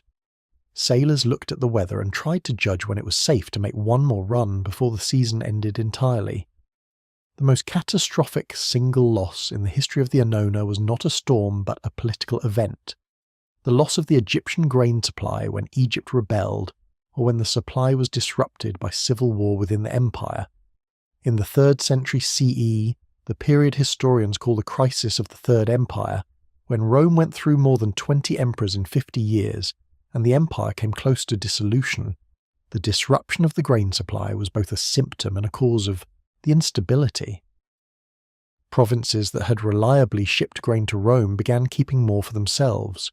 Naval escorts that had protected the grain convoys from piracy were redeployed to fight civil wars. The sea did not change during the 3rd century crisis, but the human systems that had organised the movement of food across it collapsed, and the result was famine and unrest in Rome on a scale that accelerated the political breakdown. There is a particular kind of maritime disaster that does not announce itself with a storm or a shipwreck. It announces itself with an empty warehouse, a rising bread price, a crowd gathering at the distribution points expecting grain that is not there. The lost grain fleets of Rome, lost not always to weather but sometimes to war, sometimes to administrative failure, sometimes to the simple mathematics of an empire that had grown too large and too complex to feed itself reliably, represent a category of ancient maritime catastrophe that is less dramatic than a foundering fleet, but perhaps more historically significant. The slow failure of the systems that made large-scale civilization possible, visible in retrospect as an unravelling that the people living through it often could not quite name or locate, but felt in their bodies every time they paid more for a loaf of bread than they had paid the week before. The grain ships of Rome are mostly gone now, dissolved into the anaerobic mud or consumed by the shipworm, but their amphoras remain, thousands of them, scattered across the floor of the Western Mediterranean in patterns that a trained eye can read, like a map of the ancient trade routes. Each concentration of amphoras marks a wreck. Each wreck marks a voyage that ended where the ship's captain had not intended it to end.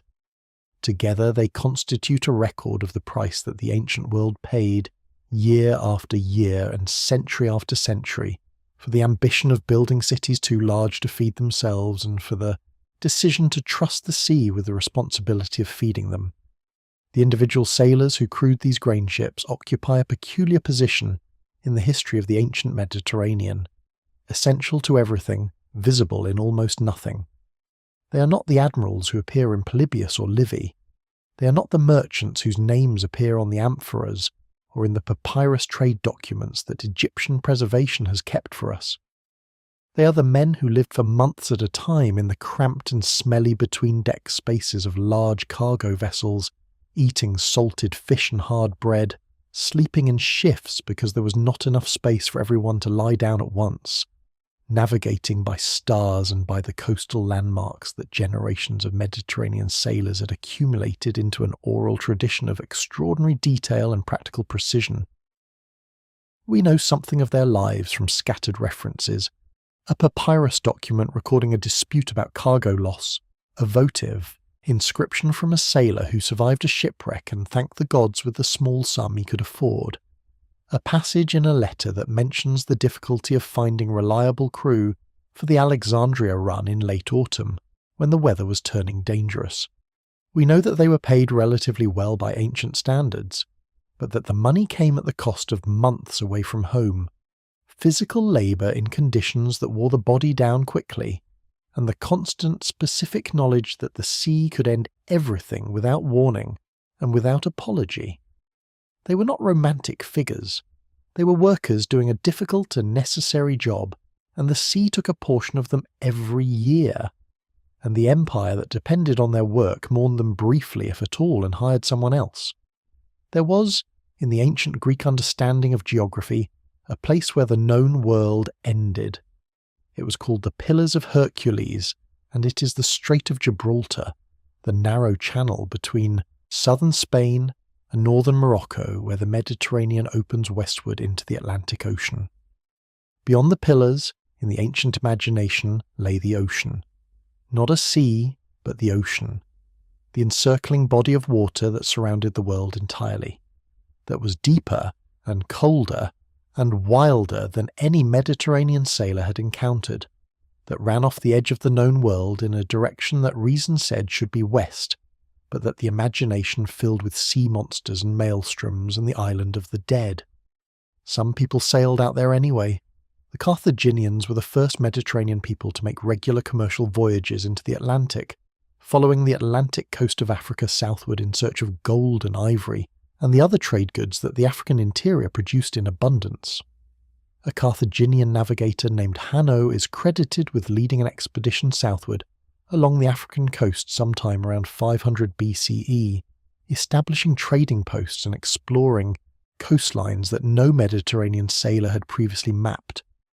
Hanno's Periplus, his sailing account, survives in a Greek translation that is almost certainly abridged and probably distorted, but it describes a voyage of extraordinary length and strangeness, including an encounter with what he calls gorillae, creatures that his crew interpreted as wild humans covered in hair, and that modern scholars generally identify as gorillas, which would make Hanno's account the first written description of those animals in the Western tradition. What Hanno's Periplus does not describe, because such things were not written about, are the ships that did not come back. The Atlantic coast of Africa south of Morocco is a sailor's nightmare in small wooden vessels. The trade winds blow consistently from the north, making the outward voyage southward easy, and the return voyage northward laborious and slow. The coast offers few natural harbours. The surf on the beaches can be violent enough to destroy a ship attempting to land, and the seasonal cycle of the Harmattan wind, which drives dust off the Sahara and reduces visibility to near zero, could disorient a navigator who depended on stellar observation to find his position. Carthaginian ships went south of Morocco, and some of them came back with gold and ivory, and apparently accounts of gorillas. The ones that did not come back left no record at all, because there was nobody to make one. The Greeks had their own tradition of Atlantic voyaging, centred on a navigator from Massalia, the modern city of Marseille, named Pytheas, who sailed northward through the Pillars of Hercules sometime around 325 BCE, and proceeded to explore the Atlantic coast of Europe in a voyage of remarkable length and ambition. Pytheas sailed along the coast of Gaul, crossed to Britain, circumnavigated the British Isles, and then pushed northward to a land he called Thule, a place 6 days' sail north of Britain where, he reported, the sun barely set in summer, the sea became thick and unnavigable like a jellyfish, and the land and sea and air merged into a single, indistinguishable substance. Modern scholars have proposed various identifications for Thule: Iceland, Norway, the Shetland Islands. The description of the sea becoming thick and unnavigable might be a description of sea ice encountered in high northern latitudes, or of the dense fogs of the North Sea, or of both. Pytheas came back. He wrote an account of his voyage called On the Ocean, which does not survive directly but is quoted and referenced by later ancient writers, often sceptically, because his descriptions of the far north seem so improbable to Mediterranean readers that many ancient geographers simply refused to believe him. Strabo, writing in the 1st century BCE, dismissed Pytheas as a liar and a fabulist. Polybius was similarly sceptical. The irony is that modern research has largely vindicated Pytheas. His astronomical observations, his description of tidal patterns in the Atlantic, his account of the tin mining practices in Cornwall, all accord well enough with what we now know of these regions to suggest that he was reporting genuine observations rather than inventing wonders for a credulous audience. The disaster that Pytheas narrowly avoided, or that caught other, less fortunate sailors who attempted similar voyages, was the simple, brutal reality of the Atlantic in a small ancient vessel. The Atlantic is not the Mediterranean. The Atlantic has swells that travel thousands of miles from their point of origin and arrive at coastlines with an energy that Mediterranean waves never achieve.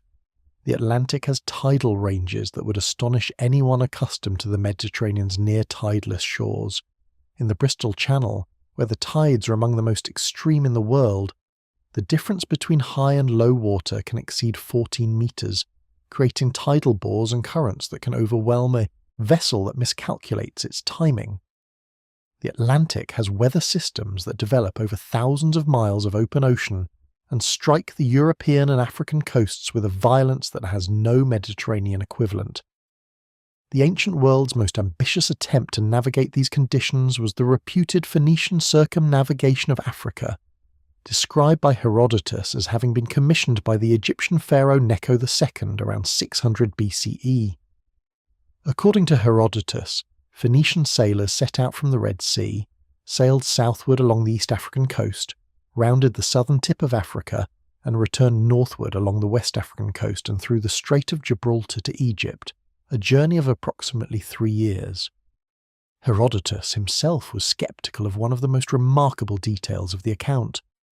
The Phoenicians reported that as they sailed westward around the southern tip of Africa, the sun was on their right hand, that is, to the north.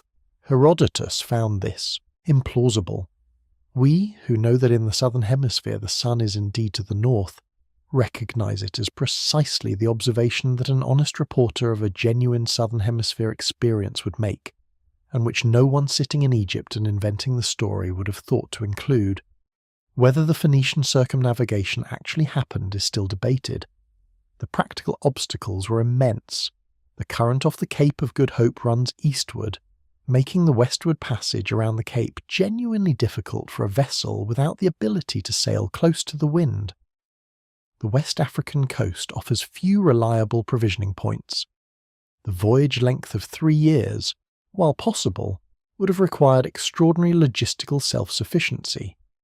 But none of these obstacles are strictly impossible to overcome, and the detail about the sun being to the north, the detail that Herodotus himself found most suspicious, is the detail that most strongly suggests that whoever told this story had actually been in the southern hemisphere and reported faithfully what they had seen.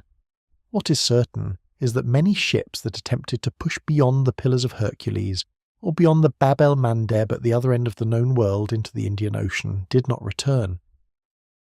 The sea beyond the edges of Mediterranean knowledge was genuinely more dangerous than the sea within it, not because of the sea monsters that the ancient imagination populated it with, but because of the actual meteorological and oceanographic conditions that prevailed there, which no amount of Mediterranean seamanship could fully prepare a sailor for. Every ancient maritime civilization that touched the Atlantic or the Indian Ocean left its ships on the coasts and the sea floors beyond the maps, and most of those ships left no record at all. They simply sailed out of the known world and stayed there, and the silence of their absence is the most absolute kind of maritime disaster, the kind that is not even commemorated, because there was no one left to tell the story.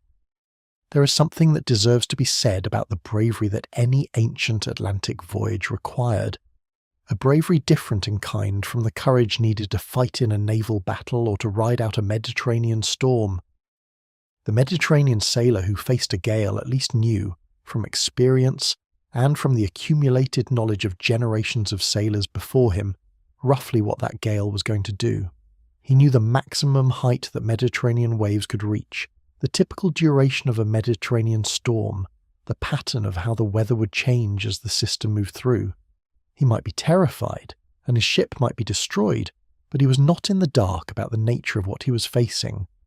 The ancient sailor who pushed out of the Pillars of Hercules into the Atlantic had no such accumulated knowledge to draw on. The Atlantic swell, the long, slow, deep water waves that travel thousands of miles from their point of origin in the North Atlantic, and that are fundamentally different in character from the short, steep chop of a Mediterranean sea state, was something no Mediterranean sailor had ever experienced until the moment he encountered it. The tidal currents of the Atlantic coast, which run in complex patterns governed by the interaction of tides with coastline geometry and underwater topography, could sweep a vessel off course in ways that had no Mediterranean equivalent.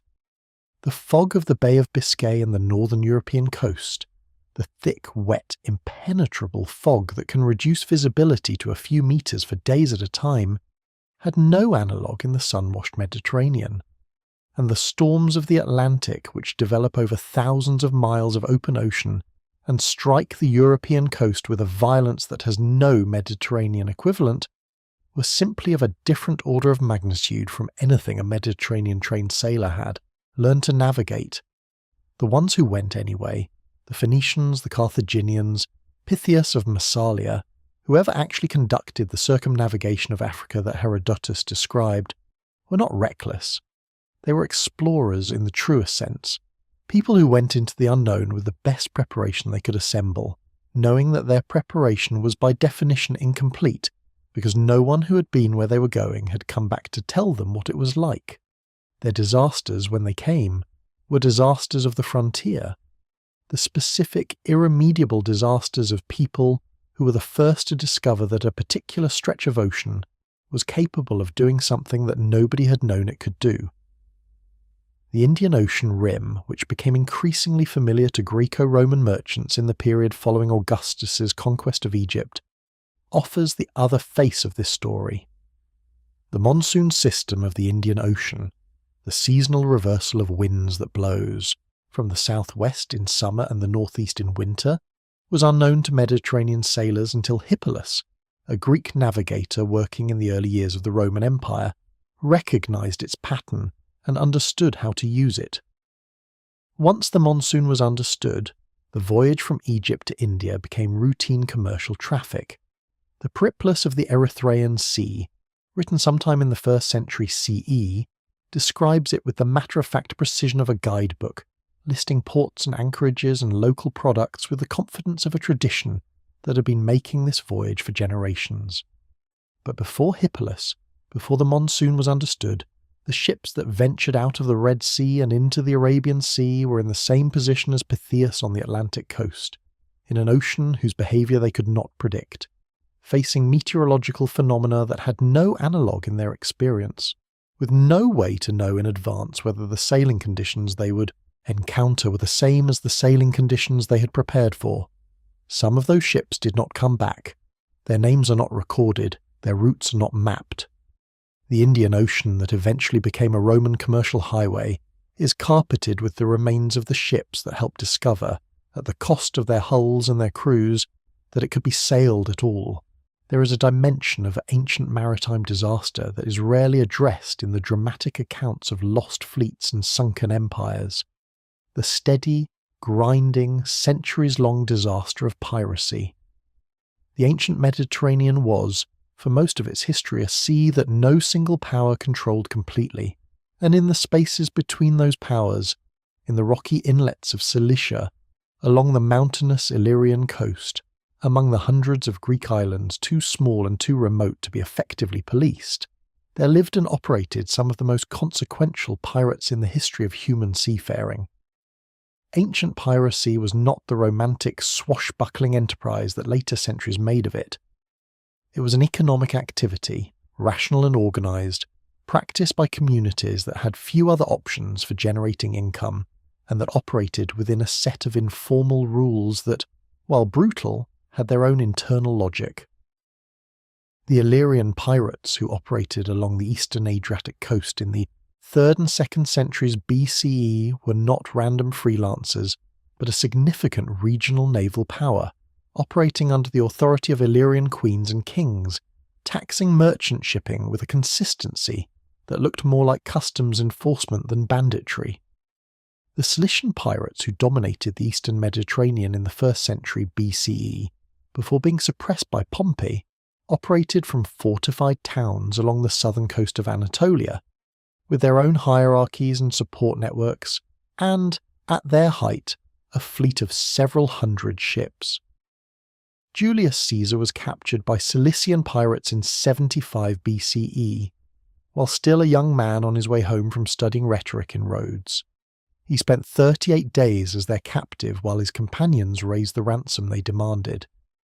The story of his captivity is one of the more remarkable vignettes of Roman history, because Caesar apparently spent the entire 38 days in a state of cheerful insolence toward his captors, joining their games and exercises, sleeping when he wanted to, demanding that they be quiet when he was composing poetry, and informing them with apparent sincerity that once he was ransomed, he would come back, crucify them all, and recover the ransom money.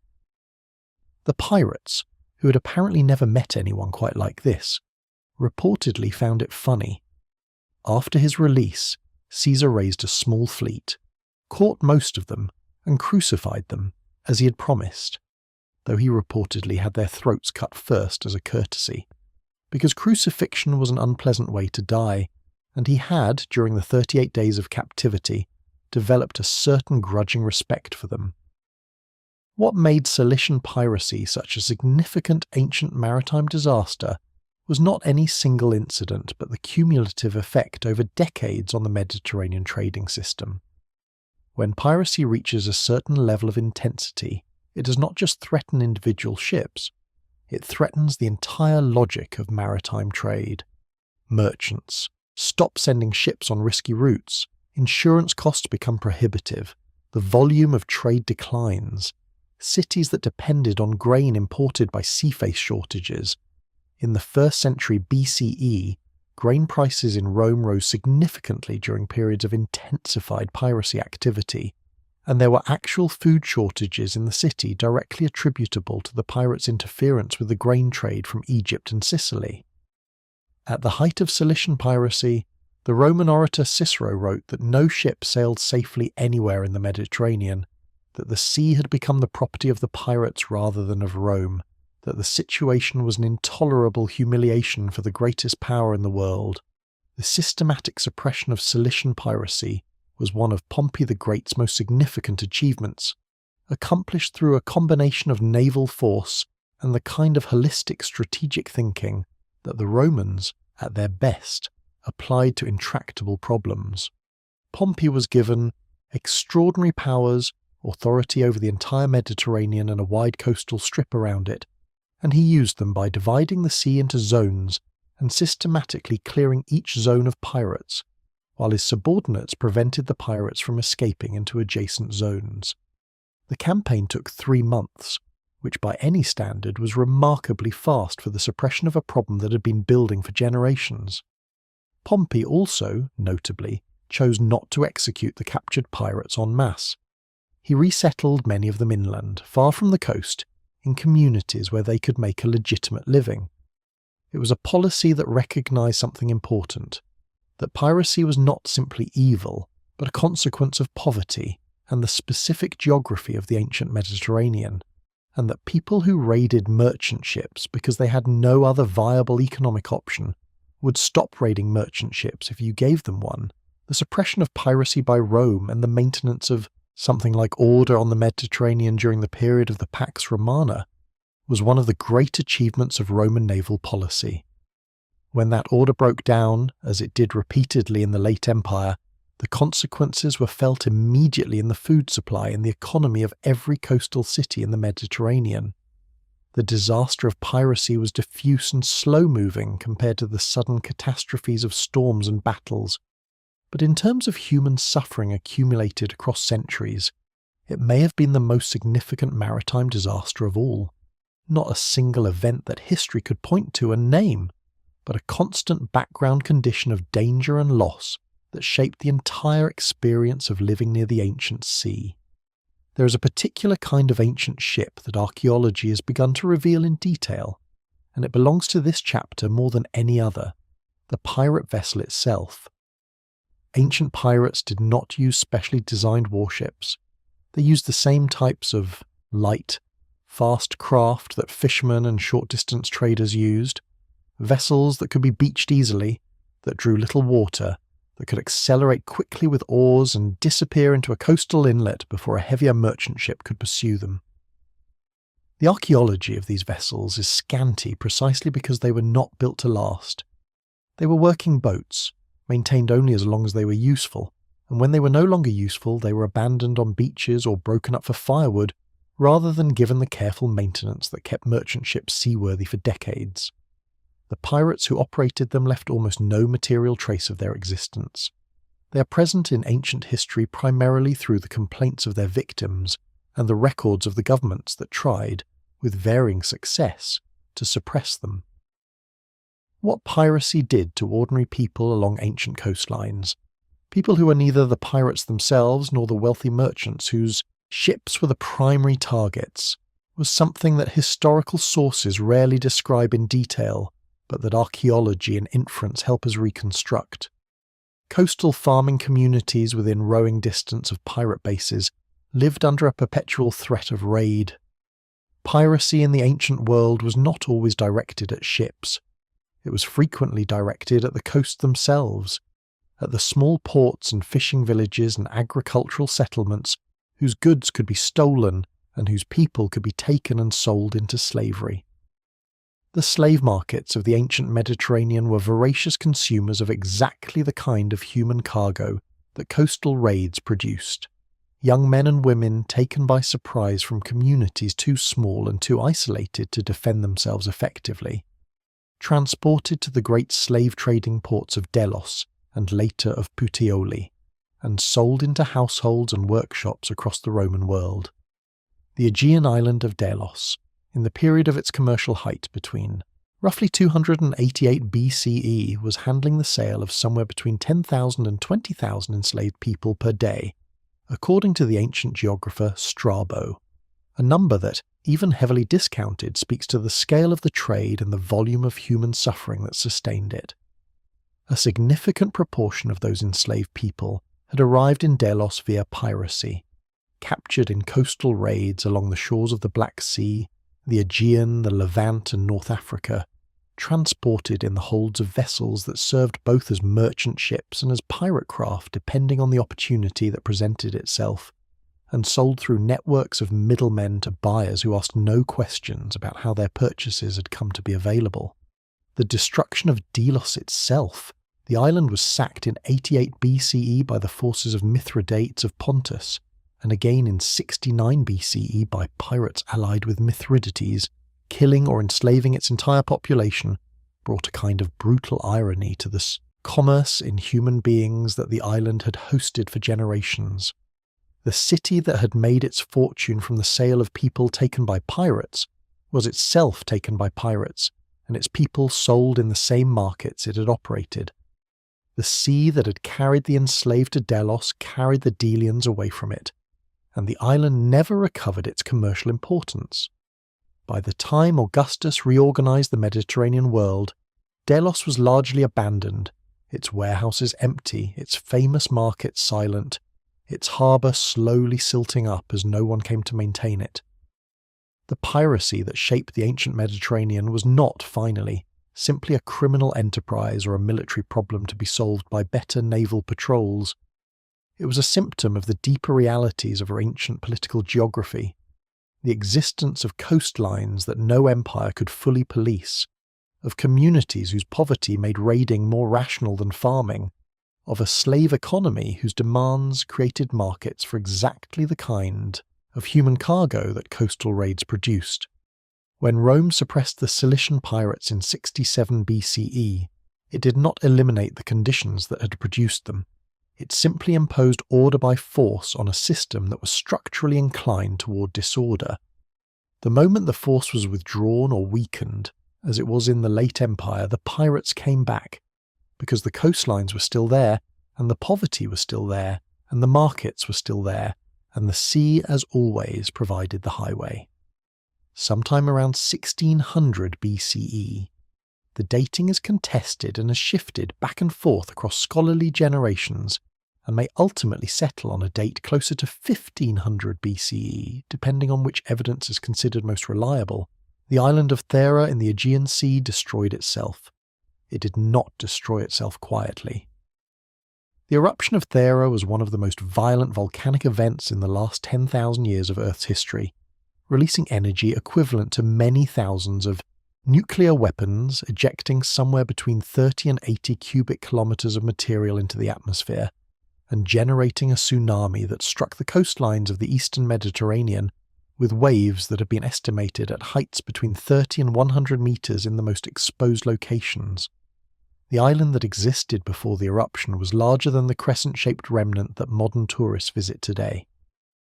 Ancient Thera was a roughly circular island, perhaps 12 kilometers in diameter, with a central volcanic cone that had been building for thousands of years. The town of Akrotiri, excavated since the 1960s by the Greek archaeologist Spiridon Marinatos, and subsequently by a team led by Christos Doumas, occupied the southwestern corner of the island and was a prosperous cosmopolitan settlement connected to the Minoan trading network centred on Crete. Its buildings were multi-storey.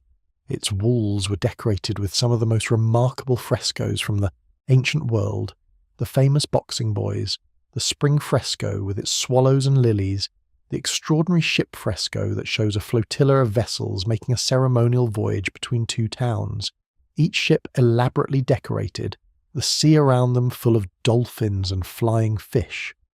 The people of Akrotiri painted their world with an abundance and a joy that speaks to a civilization that felt, in the years before the eruption, entirely secure in its prosperity. They were not entirely surprised. The excavations at Akrotiri have revealed something that tells a story of warning and partial preparation. No human remains have been found at the site. Unlike the inhabitants of Pompeii, who were caught by Vesuvius without warning and buried where they stood, the people of Akrotiri apparently had enough for warning, probably in the form of earthquake activity that preceded the main eruption, to evacuate before the worst happened. Where they went is unknown. Whether they survived, whatever happened next is unknown. What is certain is that they took their valuables with them. No gold or silver objects have been found at the site, no stored wealth of the kind that preservation typically captures. The people left, taking what mattered most, and the city they left behind was sealed under meters of pumice and ash for the next 3,500 years. What the eruption did to the sea around Thera is a question that coastal geologists and oceanographers have been investigating for decades. The generation of tsunamis by a volcanic eruption of this magnitude is not simple physics. It can involve caldera collapse, submarine explosions, pyroclastic flows entering the water at high velocity, and the cumulative effect of multiple wave trains generated by different phases of the eruption. The evidence for Thera-generated tsunamis in the Bronze Age Eastern Mediterranean is present but complex. There are deposit layers at some coastal sites that are consistent. With tsunami inundation, there are disruptions in the stratigraphic record of certain bays and harbours that suggest violent wave events, and there are, tantalizingly, ancient Egyptian records that describe events in the Nile Delta during what may be the right period that are consistent with unusual coastal flooding. What would such a tsunami have done to the Minoan harbour towns that depended on maritime trade for their existence? A wave of even 30 metres striking a harbour town at full height would not merely damage it, it would remove it. Ships at anchor would be carried inland. Ships being built or repaired on the shore would be destroyed. Harbour infrastructure, the quays and warehouses and shipyards that made a port function, would be obliterated in minutes, and the aftermath of the wave would be almost as destructive as the wave itself. The withdrawal of the water would carry everything the wave had deposited back out to sea, including the people who had not managed. To reach high ground in time, the Minoan harbour towns of Crete, Amnissos, Como, Saira, all show evidence of disruption and abandonment in the period following the Thera eruption, and whether this was caused by the tsunami directly or by the volcanic winter that followed the eruption, the atmospheric particulate blocking sunlight, reducing temperatures, disrupting rainfall patterns. The result was the same. The maritime civilization that had built those harbours did not rebuild them, and the trade routes that had connected them went quiet. The Thera eruption is the geological event that most scholars believe underlies the Atlantis myth, filtered through 8 or 9 centuries of oral tradition and then transformed by Plato's philosophical imagination into the story of a great civilization destroyed in a single day and night by earthquake and flood. Whether or not this connection is precisely correct, the eruption itself is real, its violence is documented, and its consequences for the maritime world of the Bronze Age were real enough that we are still tracing them in the archaeology of the eastern Mediterranean coast. The sea that Thera disturbed 3,500 years ago still carries the physical evidence of what happened, in the tsunami deposits preserved in coastal sediments, in the ash layer that lies across the floor of the eastern Mediterranean like a pale signature, in the abrupt end of the ship fresco's painted world. frozen forever at the moment before the eruption, when the sea was still full of dolphins and the boats were still beautiful, and nobody knew what was coming. The Minoan civilization that bore the heaviest consequences of the Thera eruption had, for centuries before the disaster, been the dominant maritime culture of the Aegean. The Minoans were not a warrior society in the conventional ancient sense. Their towns and palaces show remarkably little evidence of fortification, suggesting either that the sea itself served as their primary defence, or that the Pax Minoica, the peace that Minoan naval dominance imposed across the Aegean, was real enough that fortification was genuinely unnecessary.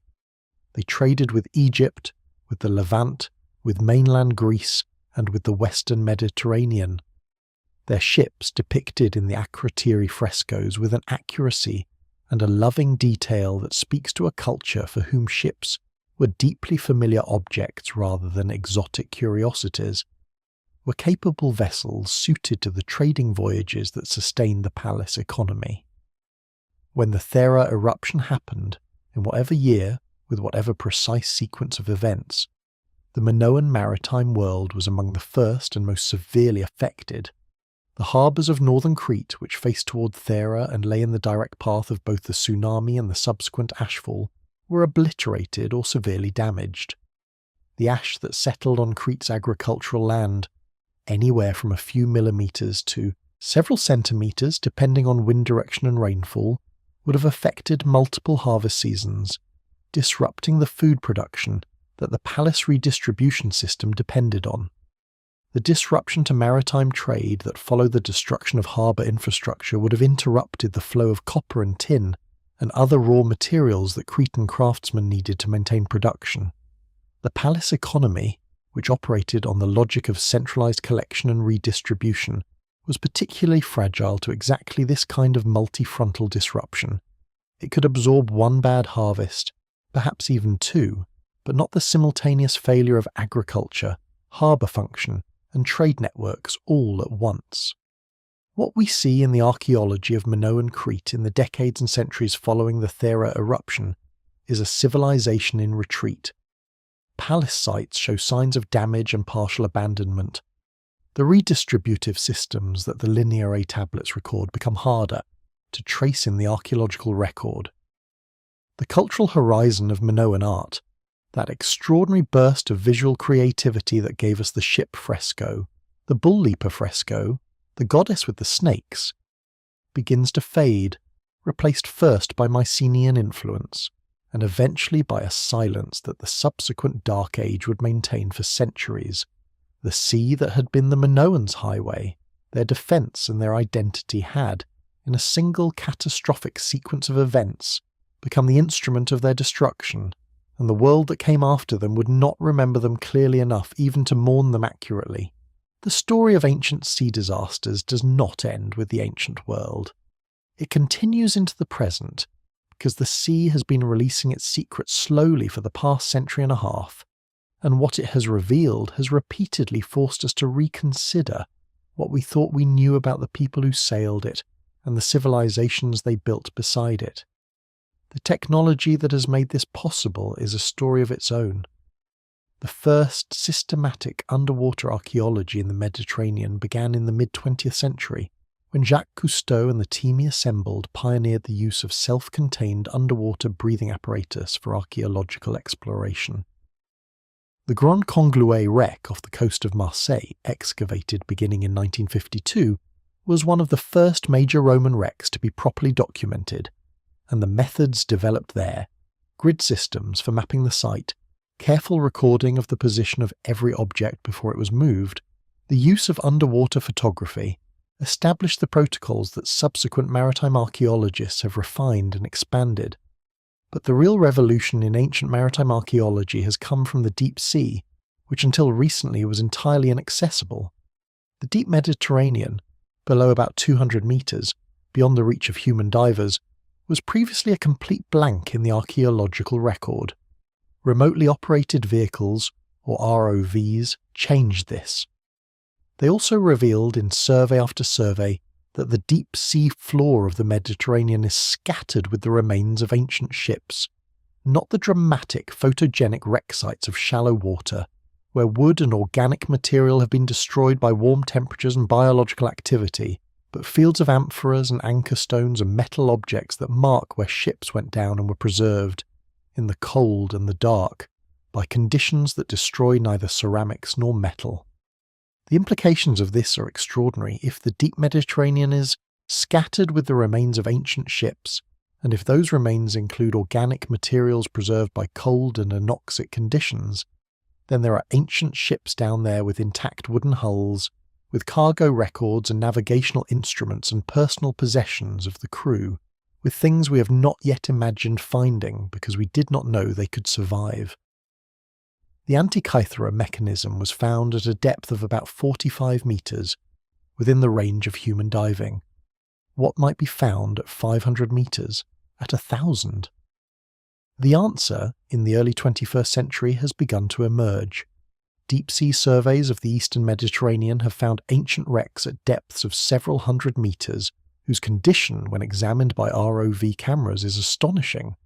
The wood is intact, the cargo is intact, the deck structures are intact.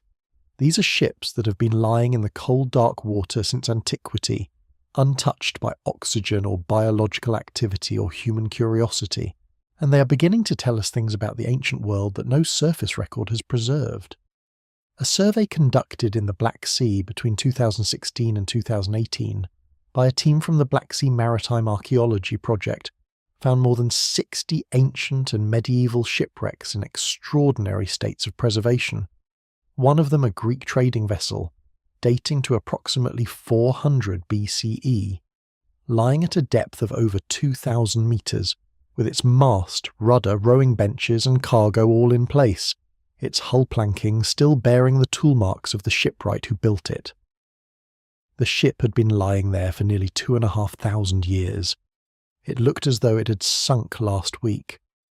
The Black Sea is particularly well suited to this kind of preservation, because below a depth of about 150 metres, it is anoxic, devoid of the oxygen that would allow the biological processes of decay to operate.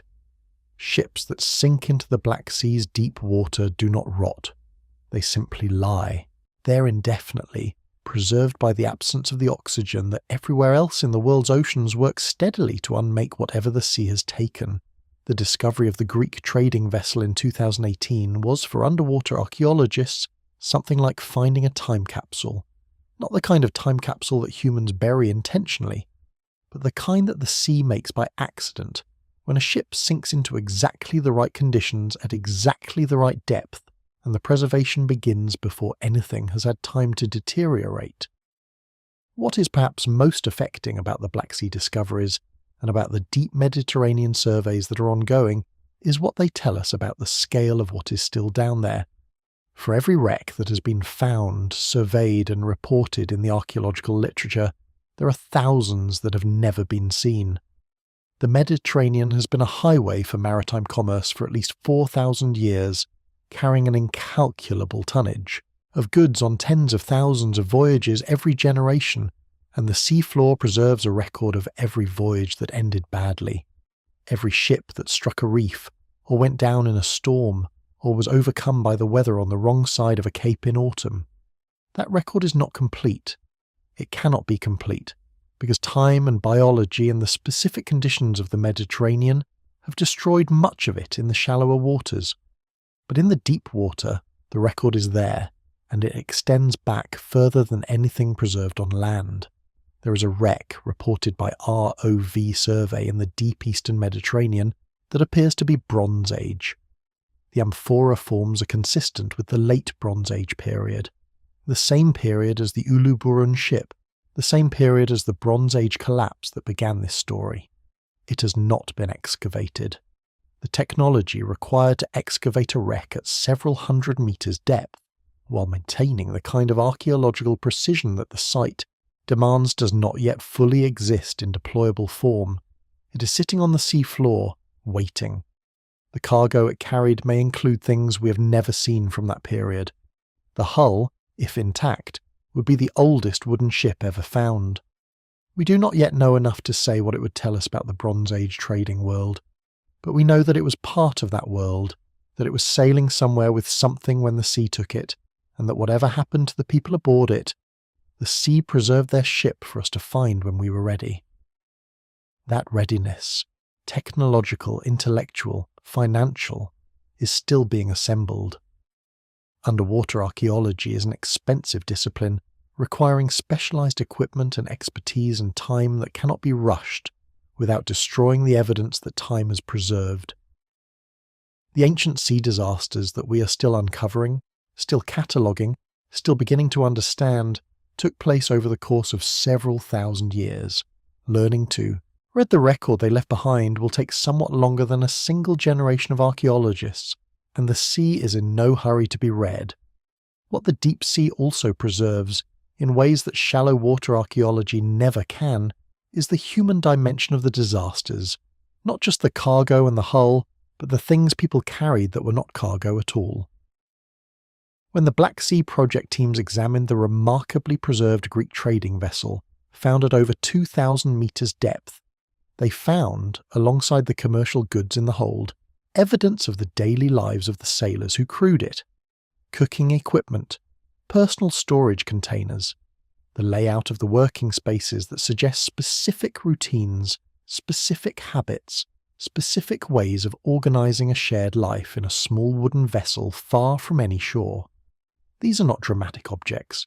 They do not have the headline appeal of the Antikythera mechanism or the Uluburun dagger of meteoric iron, but they are, in a certain sense, more moving than any of those dramatic finds, because they bring you into contact not with the remarkable but with the ordinary, with the texture of a life that ended when the ship went down, preserved in the cold, dark water with the same indifferent efficiency that the sea brought to everything else it took. Every oil lamp recovered from an ancient wreck once sat beside a sleeping sailor. Every ceramic cooking pot once held a meal. Every merchant's weight was once handled by hands that are gone, making calculations that mattered to whoever was making them, in a world that felt as solid and as permanent to its inhabitants as ours feels to us. The sea does not distinguish between the remarkable and the ordinary when it preserves. It keeps the lamp alongside the scarab, the cooking pot alongside the bronze sword, the personal and the historical with the same cold impartiality that it brings to everything it takes. And when we go down to look at what it has kept, we find both the history and the humanity, the event and the life behind it, inseparable from each other in the dark. The ancient sea disasters we have explored in these chapters, the lost grain fleets, the sailors who sailed beyond the maps, the pirates who made the sea their own, and the empires that tried to take it back, the volcanic catastrophe that erased the Minoan harbours, and the slowly assembling picture of what the deep sea floor still holds, are not separate stories. They are facets of a single story, the story of human beings and the sea, which is the oldest continuous story in the Mediterranean world and which is still being written. In ROV surveys and deep-sea excavations and the patient analysis of corroded bronze in museum conservation laboratories, the sea gave these civilizations their reach and their wealth and their identity.